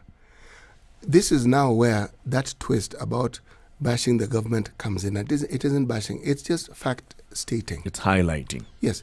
If someone doesn't begin or doesn't bring forth a discussion or conclusion to a debate that would benefit the country, then they have failed the country. Right now, I was looking at our screen and there's a bill that sought to create stiffer penalties for people convicted of corruption. It's been shot down. Of course it's been shot down. Yes, exactly. It's an example. It's an example. Yes. So when we say that the leadership help exacerbate the very condition that they claim to want to alleviate, then it is simply stating a fact, not bashing. The examples prove that particular point and they further the argument.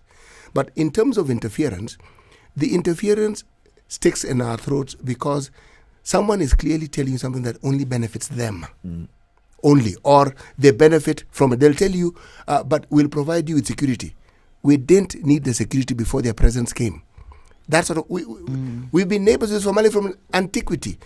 Our Kenyans of Somali origin came from Somali. Everyone came from somewhere. We didn't have those problems. Yes, we had a problem in 1960s. But if you look at it carefully, it wasn't a problem that bedeviled the entire country, not really. The only time it did is when they talk of secession. But people talk about secession all the time. In Ethiopia, the Eritreans moved away. They were part of Ethiopia.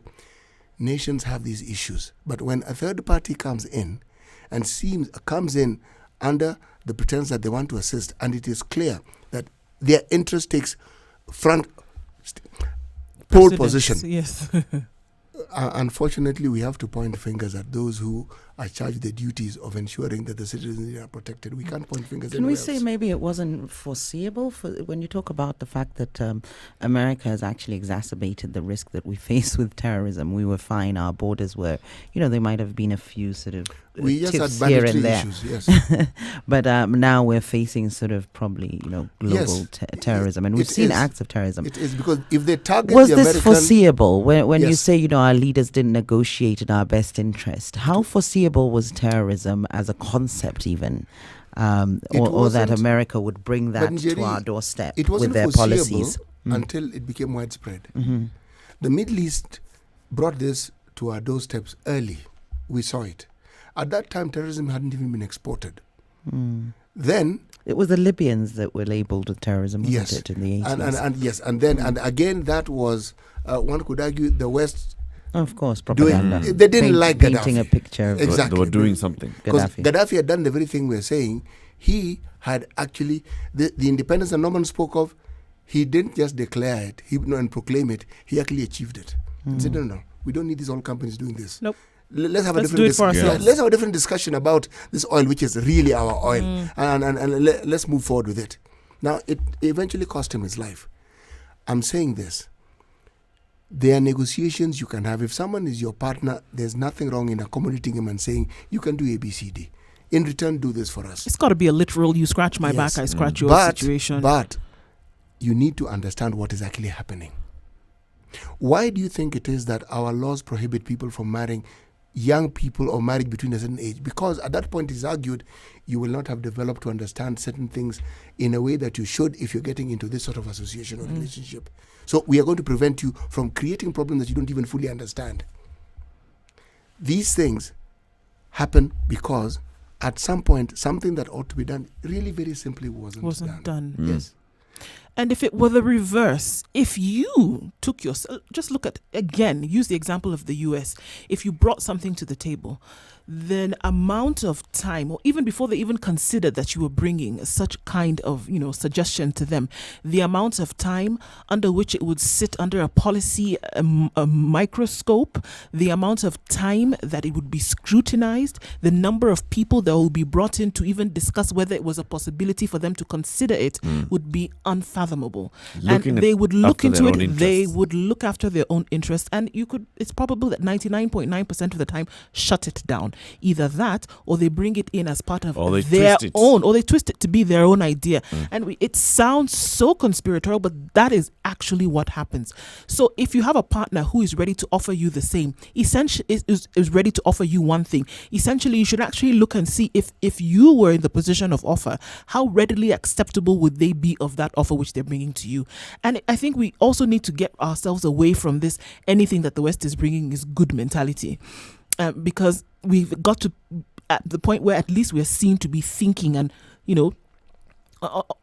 autonomous in the way in which we do government business, or in terms of how we carry the country. We've got to be able to be thinking now for ourselves. Or when it comes to you, you actually have to think, what is this that has been presented to us? What is this really? Is it just a carrot, or is it something else that you're pulling in? How much leeway do we have to negotiate this? We have lots of leeway. We have lots of leeway. We're a sovereign state. Why don't you let me give you an example of, say, a country that has been involved in development projects in Kenya, and look at the contrast. Let's talk about Japan. They have JICA, okay? There's something that they've been doing. They are understated because they don't announce it, they don't talk about it. We've talked about this bridge in Likoni. JICA came up with a master plan for that thing a long time ago. Yep. There was even funding for it. The toing and froing and the delaying that our leaders go about is what has ensured that hasn't happened. Because the Japanese will not give kickback. No, they're not going. Even if you wake up very early in the morning, they're not giving it to you. The Chinese will. If you look at the bridges they have built, I'm talking about the coastal region only. Sabaki River, Kilifi, Mombasa. What these bridges did, they opened up that entire area. The Likoni one was going to be yet another. It's been done. The effects of it on tourism, clear. You can see it. It's tangible. So why do the Japanese do it? That's what I was going to ask. What's their agenda? We said nobody does it unless they're serving nobody self-interest. does it without the agenda. So what is their self-interest? No. Allow me to further my argument, then we get to that. Everyone has an interest. We started off by saying our interest isn't looked after by the people who ought to look after our interest. It's called influence. What countries want is influence. You want to open up, again, your trade markets. Everyone does. The Japanese want to do that. The Chinese want to do that. And the Japanese have succeeded. If you look at, say, the motor industry, they export the bulk of the vehicles that we have in this country. Toyota. Other people are fighting to come in. I mean, they dominate it. There's no question about it. Again, the soft diplomacy you're talking about, it's a tangible thing that they have done. If I were to ask you right now to tell me of one project that the Americans have done that you remember, I can tell you what they have done that I remember very clearly. It is this PEPFAR funding for HIV. Yep. It has done wonders. Wonders. Is that the American government, or is it sort of a foundation for No, it's the American government. It's the American That's the government. American government. USAID It's also Congress. quite, It is American government. And it was under George W. Bush. Yep. Believe it or not. Other governments who've come in, including Obama, have sought to reduce it. That's interesting because George W. Bush, as a Republican, you would have thought They're serious philanthropists. They actually. are. They were the original hit the word. Yes. The fight against slavery in America was fronted by the Republicans, not absolutely. the Democrats. The Republicans, Yes, actually. please It's interesting understand, that they yes. did that, yeah. I was about to refer to Lincoln as Clinton. I mean, Lincoln. I want to bring in some conspiracy here, CT. You work in HIV/AIDS. Now, you said they spent a considerable amount of money helping us fight this this disease in the 90s and I guess up to Over the the years, 2000s. up Over the to date. Up to date. Now, what of the theory that it's a man-made virus and done so by the West? I mean, it gained traction at some point as a concept. I'm no sort of biologist, but it's a very specific virus. It's microbiologist in this case. Right. Yes. Microbiologist. It's a very specific virus. Its target is very intended. And the way in which it's spread as well, it's stigmatized and so on. It seems like a designer. It's a designer virus. What do you take or what do you make of the theory or the conspiracy theory that actually it's the West that introduced it into our ecosystem? This is one of those things where I'll begin by disclaimers. I am not an epidemiologist, okay? But that's not what you're asking me. Conspiracy theory doesn't actually require any education. You just need to let your imagination run wild. But anything goes against the sort of desired narrative is called a conspiracy theory. Everything. Why not just discuss it as a theory? Let's not call it a conspiracy theory. No. As a theory that it was introduced for the sake of population control or as an experiment for whatever reason. Why would they then come and try and fight it? Or is it a money-making scheme? What has lent credence to that is that there have been evidence that in many third world emerging developing countries, there have been rogue scientists who have done things that they ought not to do. And this began a long time ago. Some still do it even to date. And they have said, and this is why the Catholic Church was up in arms on the matters of vaccine, because you're saying the vaccine does this, but it is later proven or is later spoken of as this having been not quite what it was supposed to be. This is my 2 cents on it. And I would answer you by asking the question. Are the pharmaceutical industry involved in the business of saving lives or making money? Making money. Right. And most of them are American, of course. I rest my case. Eric, you seem a little dumbfounded. You see, whether it is contrived, whether it was manufactured or not, I come from the position that it exists. Right. Okay. So I would ask, if I start discussing how it was formed, will it help improve the condition of those who are HIV positive? It will inform our audience, just what levels of cynicism or how sinister these guys are. When I say these guys being the West. Yes. But of course, it's a discussion that's sort of actually, outdated then now. you see, that question that you're asking leads to the question, has there been a cure found for HIV? Not treatment, cure. Right now, there are positive steps, and we have people who actually not just claim, but scientifically proven, yes, there is. But pharmaceuticals would rather that it's something chronic and they keep taking medicine as opposed to hence something you the can. answer that I couched within the question. Yes. What is their fundamental business? You see, if you're diabetic, you do know that you are a customer for life. If you're hypertensive, same. Not necessarily, but you head there. HIV, definitely. And they'd rather keep you there. There has been cures actually in the University College London. There's been a few people who've come out. Oh, they've come out with something very positive. Very, very, very positive. And you're right. Pun And I agree intended. with you. No, positive. Oh, gosh. Yes, I hadn't. But in gotten terms that. of actually people being tested, as HIV negative after certain treatment, I'm not sure of the details. No, what they did, and people in America, they've come up with something almost similar. They didn't focus on the virus. No. They focused on the genome of the virus. So they said, what can we change in the genes of this virus to actually stop it doing what it's doing? Replicating or dividing Or itself. doing what and it's so on. doing. Okay. That's how they attack it.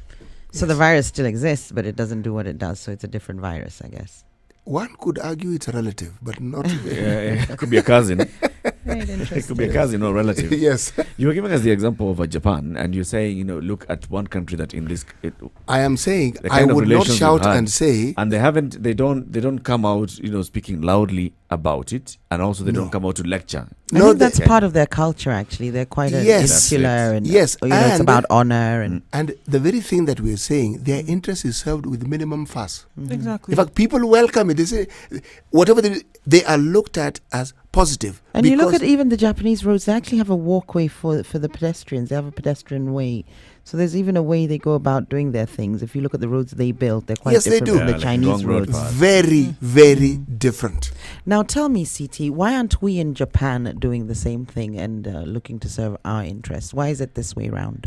We do. Sisi hatuna uwezo. No, tuko now. We send our marathoners to train there. But on a more serious note, they have very serious bilateral education agreements with institutions. They do, where people constantly, you'd be amazed at the number of academics we have in this country who've been trained in Japan, shockingly. Yep. Which means you'll be shocked at the number of people who actually speak Japanese. That's true, actually. That's one thing that I thought was quite interesting. But it's not shouted about. It isn't. But it's there. Soft power, soft diplomacy. I actually had an answer for you when I was asking that question. You'll answer this. 0719-012-600. That's a phone line. You can call in anytime. 0719-012-600. This is a Situation Room, Kenya's biggest conversation.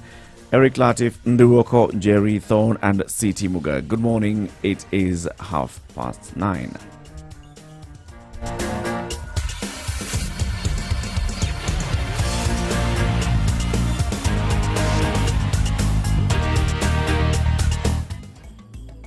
How well do you know your country? Given a chance, where would you go? Not so many places, huh? Would you even know how to get there? Yes? No? Maybe? I don't know. Well, oh ye gallivanters and tourists alike, here is your chance to not only know, but also visit amazing destinations in Kenya with complete recommendations, guides, and tips on accommodation spots, wellness stops, and food joints all over Kenya. How you ask? Courtesy of the biggest locally targeted tours and travel magazine, Travelog. Travelog is your monthly pull-out magazine in the Standard newspaper every first Thursday of the month. With Travelog, enjoy the beauty of life that Kenya has to offer. Visit exotic and hidden destinations, be part of amazing conservation campaigns and projects as you simply enjoy Kenya. It's our way of putting Kenya on the map. Grab your copy and be aboard the fun wagon as you improve the quality of your local travel experiences. Travelog, Jione Kenya.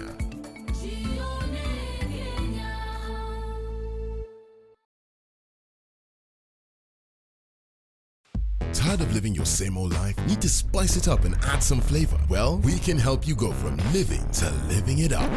East Africa, are you ready to be a part of the most vibrant entertainment scene with the best, freshest music, travel tips and destinations, fashion, tech and health trends, as well as your favorite celebrities' lifestyles? Introducing your favorite entertainment magazine, Pulsar, the ultimate all-in-one guide that will give you more meaning to life. Catch up with your celebrity writers and contributors to stay up to date with what's happening around you, where and how you can be a part of all that. The lifestyle guide that has been missing in your life. Pulsar.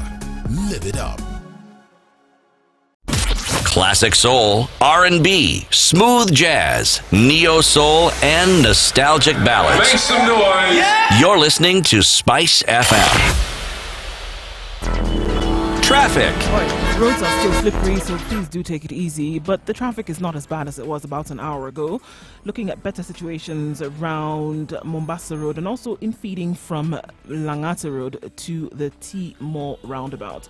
Okay, 15 minutes between Red Hill and Waiaki Way. This is actually quite the feat. We're also looking at traffic on Waiaki Way that is not helping, but it'll get better, not to worry. Yes, Thika Road, at least the accident scene has been cleared away.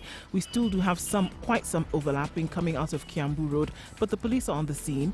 They are there to keep the peace and actually make sure that we don't continue witnessing the gridlock that is on Thika Road now. So it's getting to the point where we don't have so much traffic on the roads unless there's something that happens out of the ordinary. Remember that Riara Road opens up tomorrow, and from today, Naivasha Road will be shut. So please do plan your travels accordingly. 0719-012-600 is the number to call in case you see something that we should know about. Mature, intelligent talk every morning. Spice up yourself.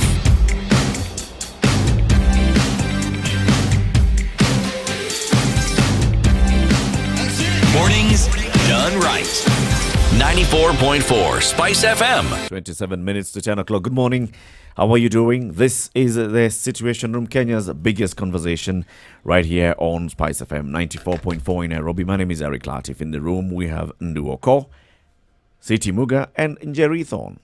Let's talk about impact of Western interference, shall we?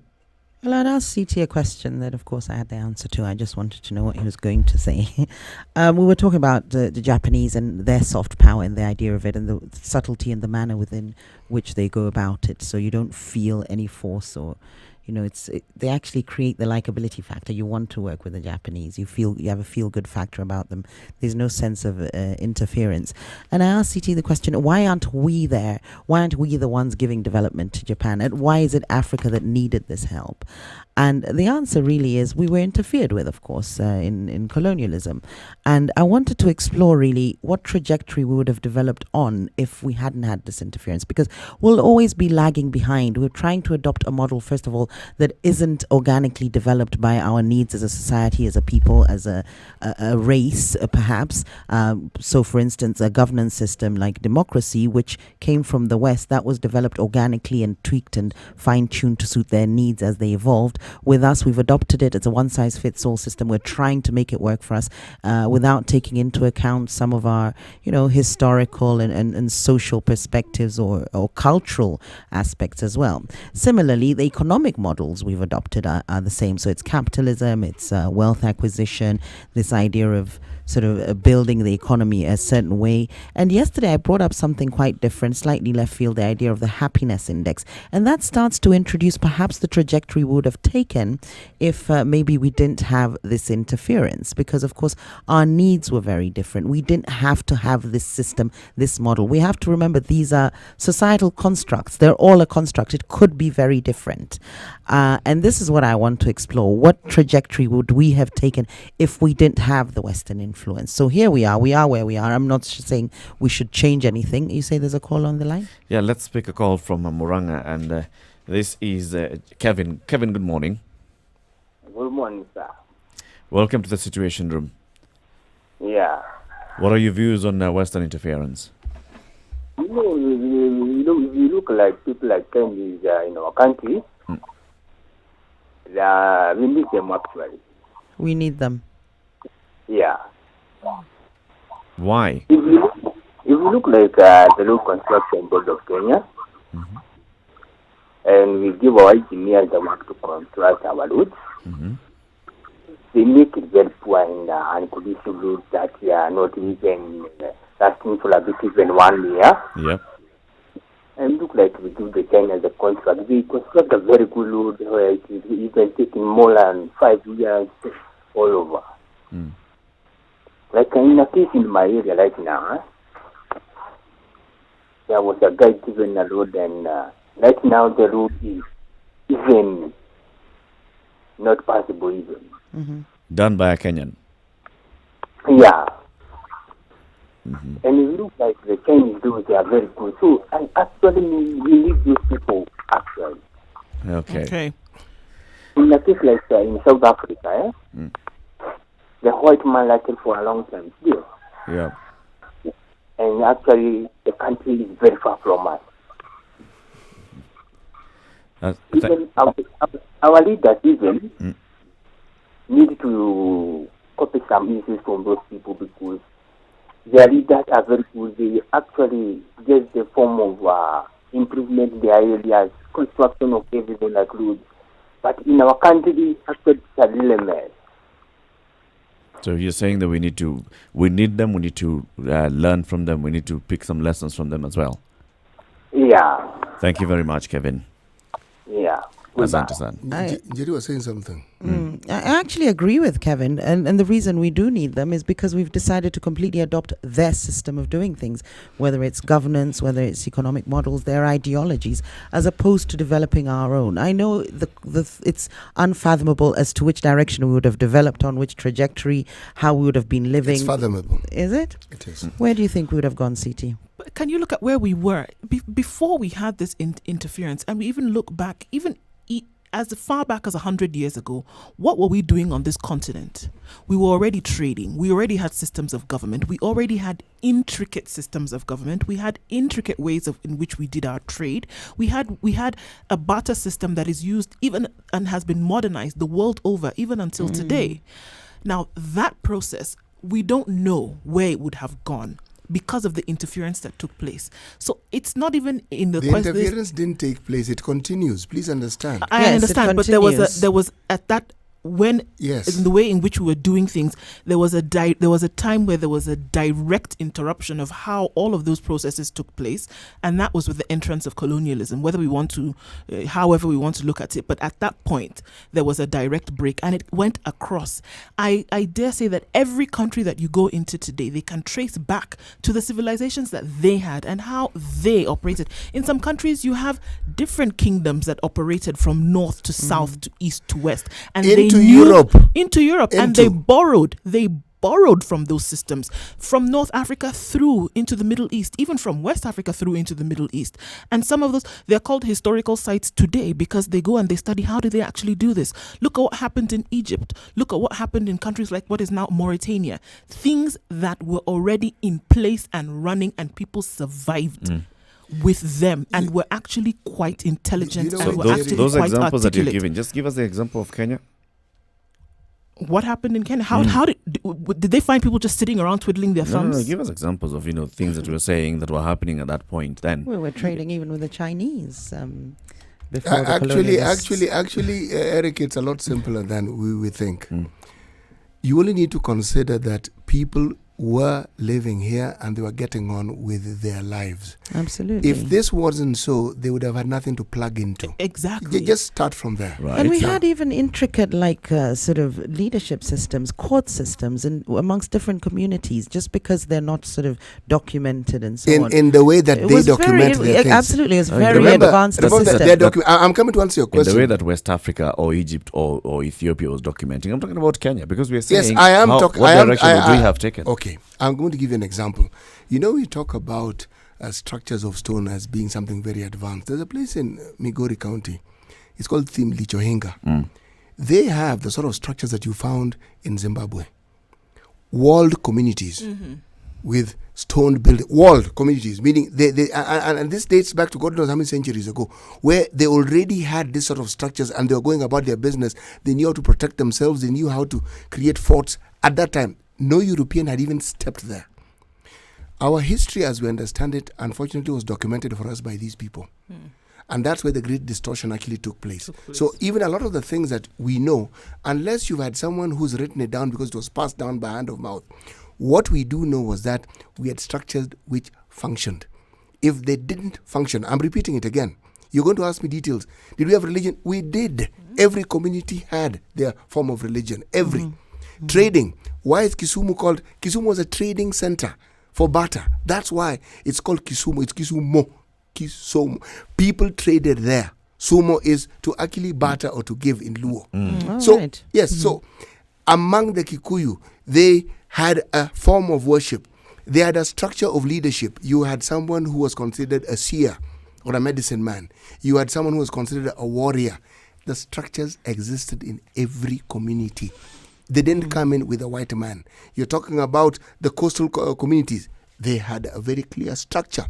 When you hear of Kaya, the Kaya didn't come into being simply because the white man came about it. It was there. I'm saying, if you want to talk about communities in this country, every community had their way of life. So what direction would you have taken?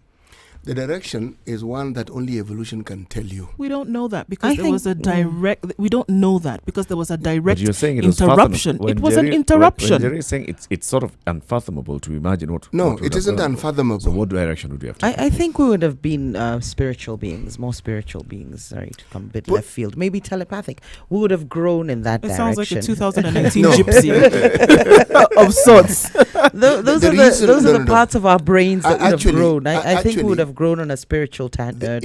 It is not possible for any community to develop without infusion from others. You can call it local. It's never happened anywhere on the planet because of the way human beings function. Someone somewhere was going to come in and influence us.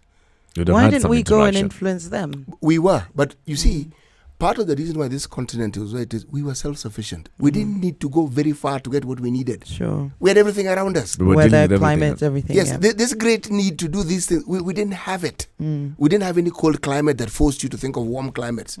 But it's interesting, we talk about this interference, and then it was forced on us, of course, those gunpowder and, tools for coercion, including Christianity and so on. But today it's almost a choice in terms of the media we ingest. We choose to watch series, made in the West. We choose to listen to music from the West. And this is their new form. It's their new tool, this exporting of their culture and soft power and influence. Yet now we're choosing to do it. Why is that? Do we not have our own? Okay, we're seeing the music scene rise. We've seen Nigeria take the world by storm. But up until maybe 20 years ago, Nigeria didn't have that. You didn't have the Nigerian music as a global phenomenon, and you were still ingesting. We listen to American music mainly, let's be honest. When we look at the artists that we listen to, if you go to Kisumu, you'll find Congolese music. Right. Oh, okay. There, my brother, you've got it right. I speak of a younger generation. Lingala, to be precise. The younger generation. Oh, yes. So you find people in their 20s are more into yes. Rumba than they are into sort of Beyonce, let's say. In Kisumu? It's divided. Oh, I don't It's know. divided. It's divided. The older generation will prefer what you call Lingala, which is now referred to as Rumba. The younger generation. It's American. But why are we accepting that? Because we've talked about, we were interfered with and there was no choice, and, it's changed our trajectory and the tangent we're on. But now it's us actually being sort of... Consider this, huh? The Moi government was blamed for many, many things that went south or went wrong. But there's something that happened that perhaps isn't spoken about enough. We rediscovered our music. We rediscovered our humor. During that period and the aftermath, musicians started coming up and Kenyans started listening to... We had been listening to Daudi Kabaka and the rest. Now came this younger generation with their music. We had Nameless, Hardstone. Yes, and then the other ones you're referring to the other day, Chameleon. What was or some name of some insect? What is he again? Chipukizi. Yes, that one. Yes. Okay. He's a comedian. Okay. All right. I think I've made my point, haven't I? Yes. So we have had the emergence of things Kenyan, and you see it even with advertising. Some of it you'll see, Safaricom say words like Bamba, whereas before the West was the sort of what we all looked up to, and the more westernized you were, the more advanced you were. Corporates would want to associate themselves slightly, especially corporates. It was synonymous with you being serious or you with quality if it was associated with the West for the longest time. What you're asking for is happening. That's why I give that example of the music. Many young people right now resonate with this music. Absolutely. Then maybe we're not whether doing you're calling enough. it bongo or whatever it is, but that's what they resonate with. And these are, it's African music, it's local music. And you talk to a young person, that's what they'll talk to you about. They talk about Beyonce, yes. They'll talk about whoever it is, yes. Yes, but they talk about this music. Local of music. ours, There yes. has been an explosion, Yes. absolutely. What about in terms of TV and series? Do we need to do more as a country for ensuring that our younger One of the generation popular have TV something series they can out of enjoy Kenya that's is Kenyan? It's TV series like Selena. Is it Selena? And then the others. There are very many others that are actually coming out of Kenya. And they're popular and they're people are popular. watching them. And they are popular. You know something? There's something very interesting. The change you talk about, it's been happening, but perhaps we don't notice because we're too busy just meeting the basics. Even our TV stations, if you noticed, they changed from simply focusing on these imported TV shows, and then they brought in the soap operas from telenovelas. Latin America. Yes. But there is a huge component of locally produced shows as well. I think that was a legal It was actually a requirement, legal requirement to have 40% of local production Content, as they call it. Yes, it was actually. But then, interestingly, that's in this case maybe it's good that it was deliberate to have that, because then what you did is that you now created an environment where you had more creatives coming out and actually do something that was locally, produced. It had local subjects, it had local content, it had local, kind of like directives that were pushed through, and that things that people could resonate with and actually, understand that this was an agenda that they could possibly be putting forward. So in this case, in fact, when that directive came out, there was hue and cry. How are we going to do it? We don't have the wherewithal. But you actually find that there was more than they could actually consume. Before even legislation came in, it was already being done. There are people who had spearheaded it. Oh, sure, they were producing it, but it was not actually being. It was not on TV to the levels of volumes that we are seeing today. We belong to a different media house, but it was happening. Okay, we've looked at music, we've looked at TV. What about clothes and food? Nice shirt there, CTA, African looking. But we're still aspiring towards the West when it comes to fashion. I'm not so, but if I wear gele now in the studio, people will all fall down. Because I'm not aspiring to. It just really depends on where you're coming from. Our fashion sense, I think, is inspired by the West. It is, but remember you talked about where would we be? There's this quiet move, like the African print that people keep asking me why it is that I'm using curtain material for a shirt. It's a lovely shirt. I think Where so did too. you get it from? My wife actually, Mrs. CT. Yes, manufactures these things. No, okay, she's a fashion designer. She is. Lovely. So the point I'm making here is this: that process doesn't run smoothly. It is opposed. It is twisted. In Kenya. Everywhere. Change is always fought. That's the overview. What I'm trying to do is break it down into granular things when we look at what culture is and influence. And we've talked about music, we've talked about TV. I now want to talk about clothes. Have we reached a point where we have, Kenyan clothes that we're willing to wear? The president is trying. He's trying. And I suppose now you see shirts, me, I love Nairobi, Those have always been there, but they were meant for tourists. Absolutely. Yes, I love Kenya. Yes, but now Kenyans wear it. Kenyans are wearing it. We have local tourism. When leadership does what it's supposed to do, you see results. So we can never bash them enough. All we're doing is telling them, you could up your do some game. more. Yes. Yeah. Clothing. Do it better. People wear African print more than they used to before. Absolutely, yeah. You only need to go for an official function and you'd see what people put on. It tells you they're more before they weren't. Even on the street. And even speaking as somebody who would go out and come back in, and then you see over the years that people are actually wearing more than they were before. You would never see it. It was definitely British wear, but and now food. you're actually seeing a little bit more of it. What about food? Because there's been a huge rise in I sort can't of speak for pizza. that. No. KFC, pizza. Jerry, There has been a push to actually go back as well. Yes, it's a generational thing. Traditional About food. domas and guaches. Yes. That is because of the health benefits, and it's the older generation that's doing that. If you see what Even the the younger younger generation is aspiring to, it's the Pizza Huts or the Galitos and the Chicken Inn and the KFCs and Burger Kings. Those are Western brands. Why aren't we sort of looking to make big some of our traditional foods we have and tried. commercialize it in that way? We have tried. Because, We have tried with Githeri Man. Get out of here, CT. We even give him a national commendation. For eating githeri, for promoting in local public. cuisine. Yes, It's interesting in because I think plastic. that there are actually things that can be done. I know like in Nigeria where you have a lot of these fast food chains, they will not get away with not having a traditional menu in their menu. Right. You'll go to Ocean Basket and you will get seafood okra soup, you will get egusi, you will get pounded yam. Really? In Ocean Okay, Basket, so they've that is customized just it for the fish. Nigerian market. Okay, exactly. You will go to the McDonald's in Lagos and you will get suya. You will get egusi again. So it really depends. This is in McDonald's. You'll get suya. Oh, absolutely. Maksuya. Do you understand now what we've done with that?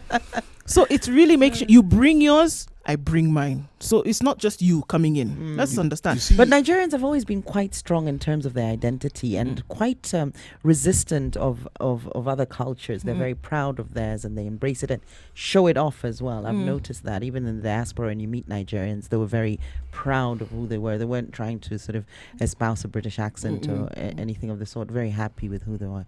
Now, the crucial one, which we saw Kagame actually implement, although not to its full extent in terms of rejecting Western influence, when he dropped French as the official language. But of course, English was then taken on board. Do you think we could drop English as the official language in a bid to completely be Kenyanized? Swahili, the way Tanzania, Swahili is the official language.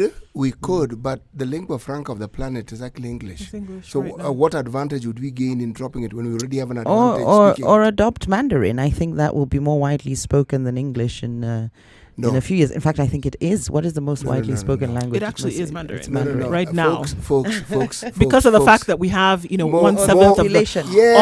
almost 2/7 of the population speaking the language. That's why. Yes.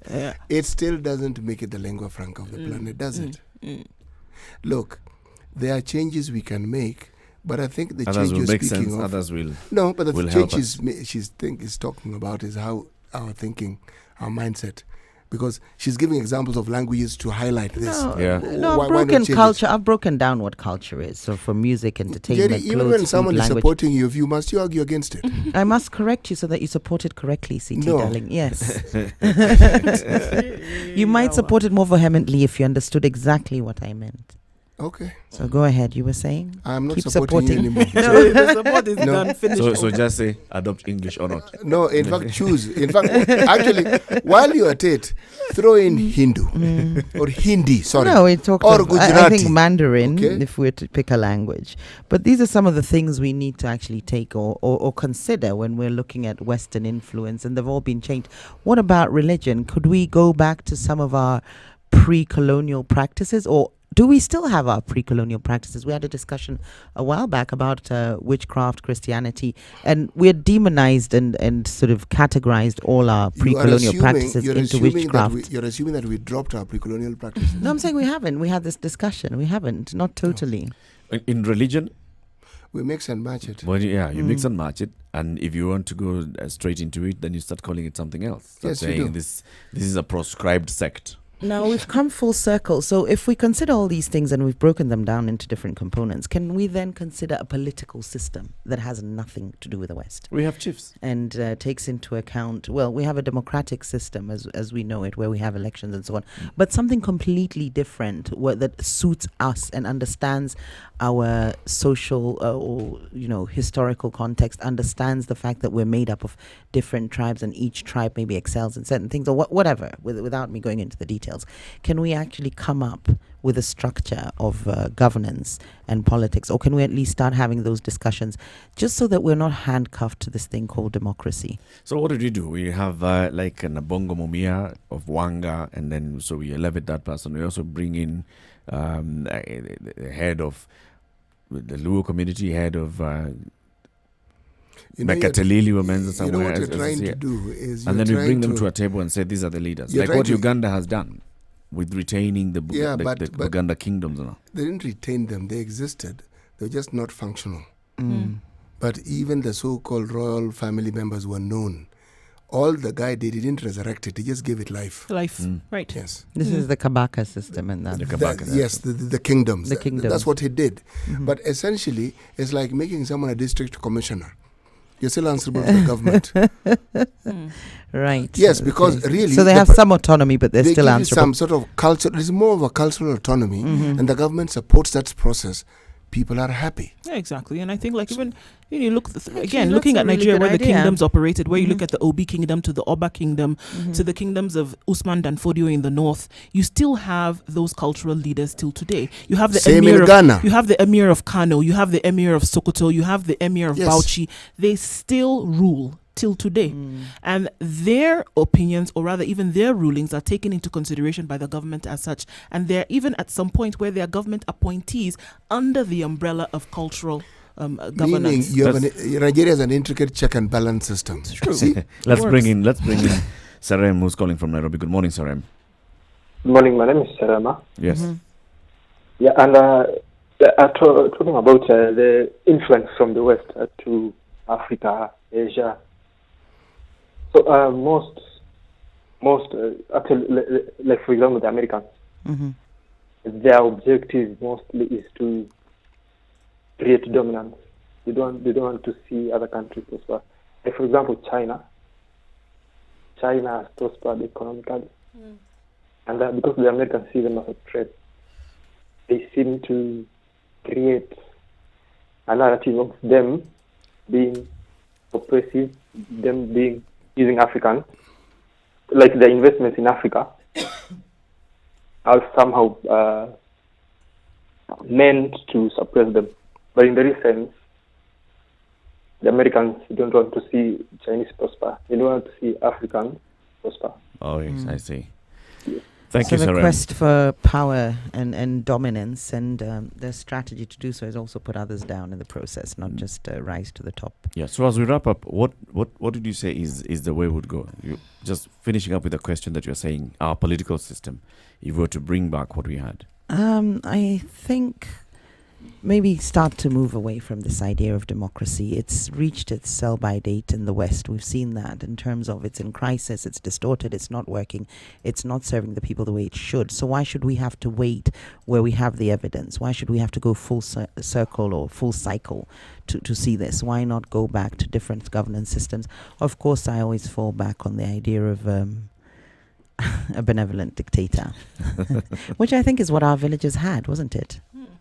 There was somebody at the helm, and he looked out for the dictator, for the community, for the people.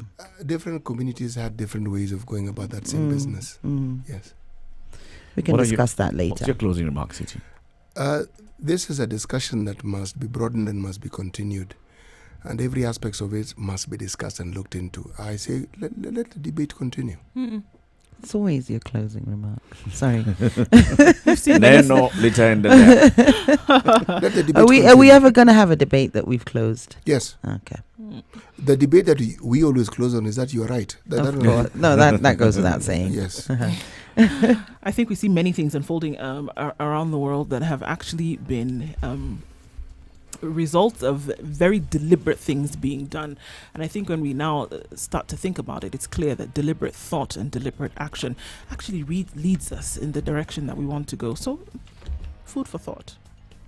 Thank you very much for joining us, as you do every morning, 6 a.m. to 10 a.m. This is The Situation Room, Kenya's biggest conversation between now and 3 p.m. Of course, you're going to have uninterrupted music, sugar and spice and everything nice. And then 3 to 7, join Monique as she drives you home on Spice Drive. And then, of course, we'll catch you again tomorrow, bright and early, 6 a.m. to 10 a.m. Good morning. It's 10 o'clock.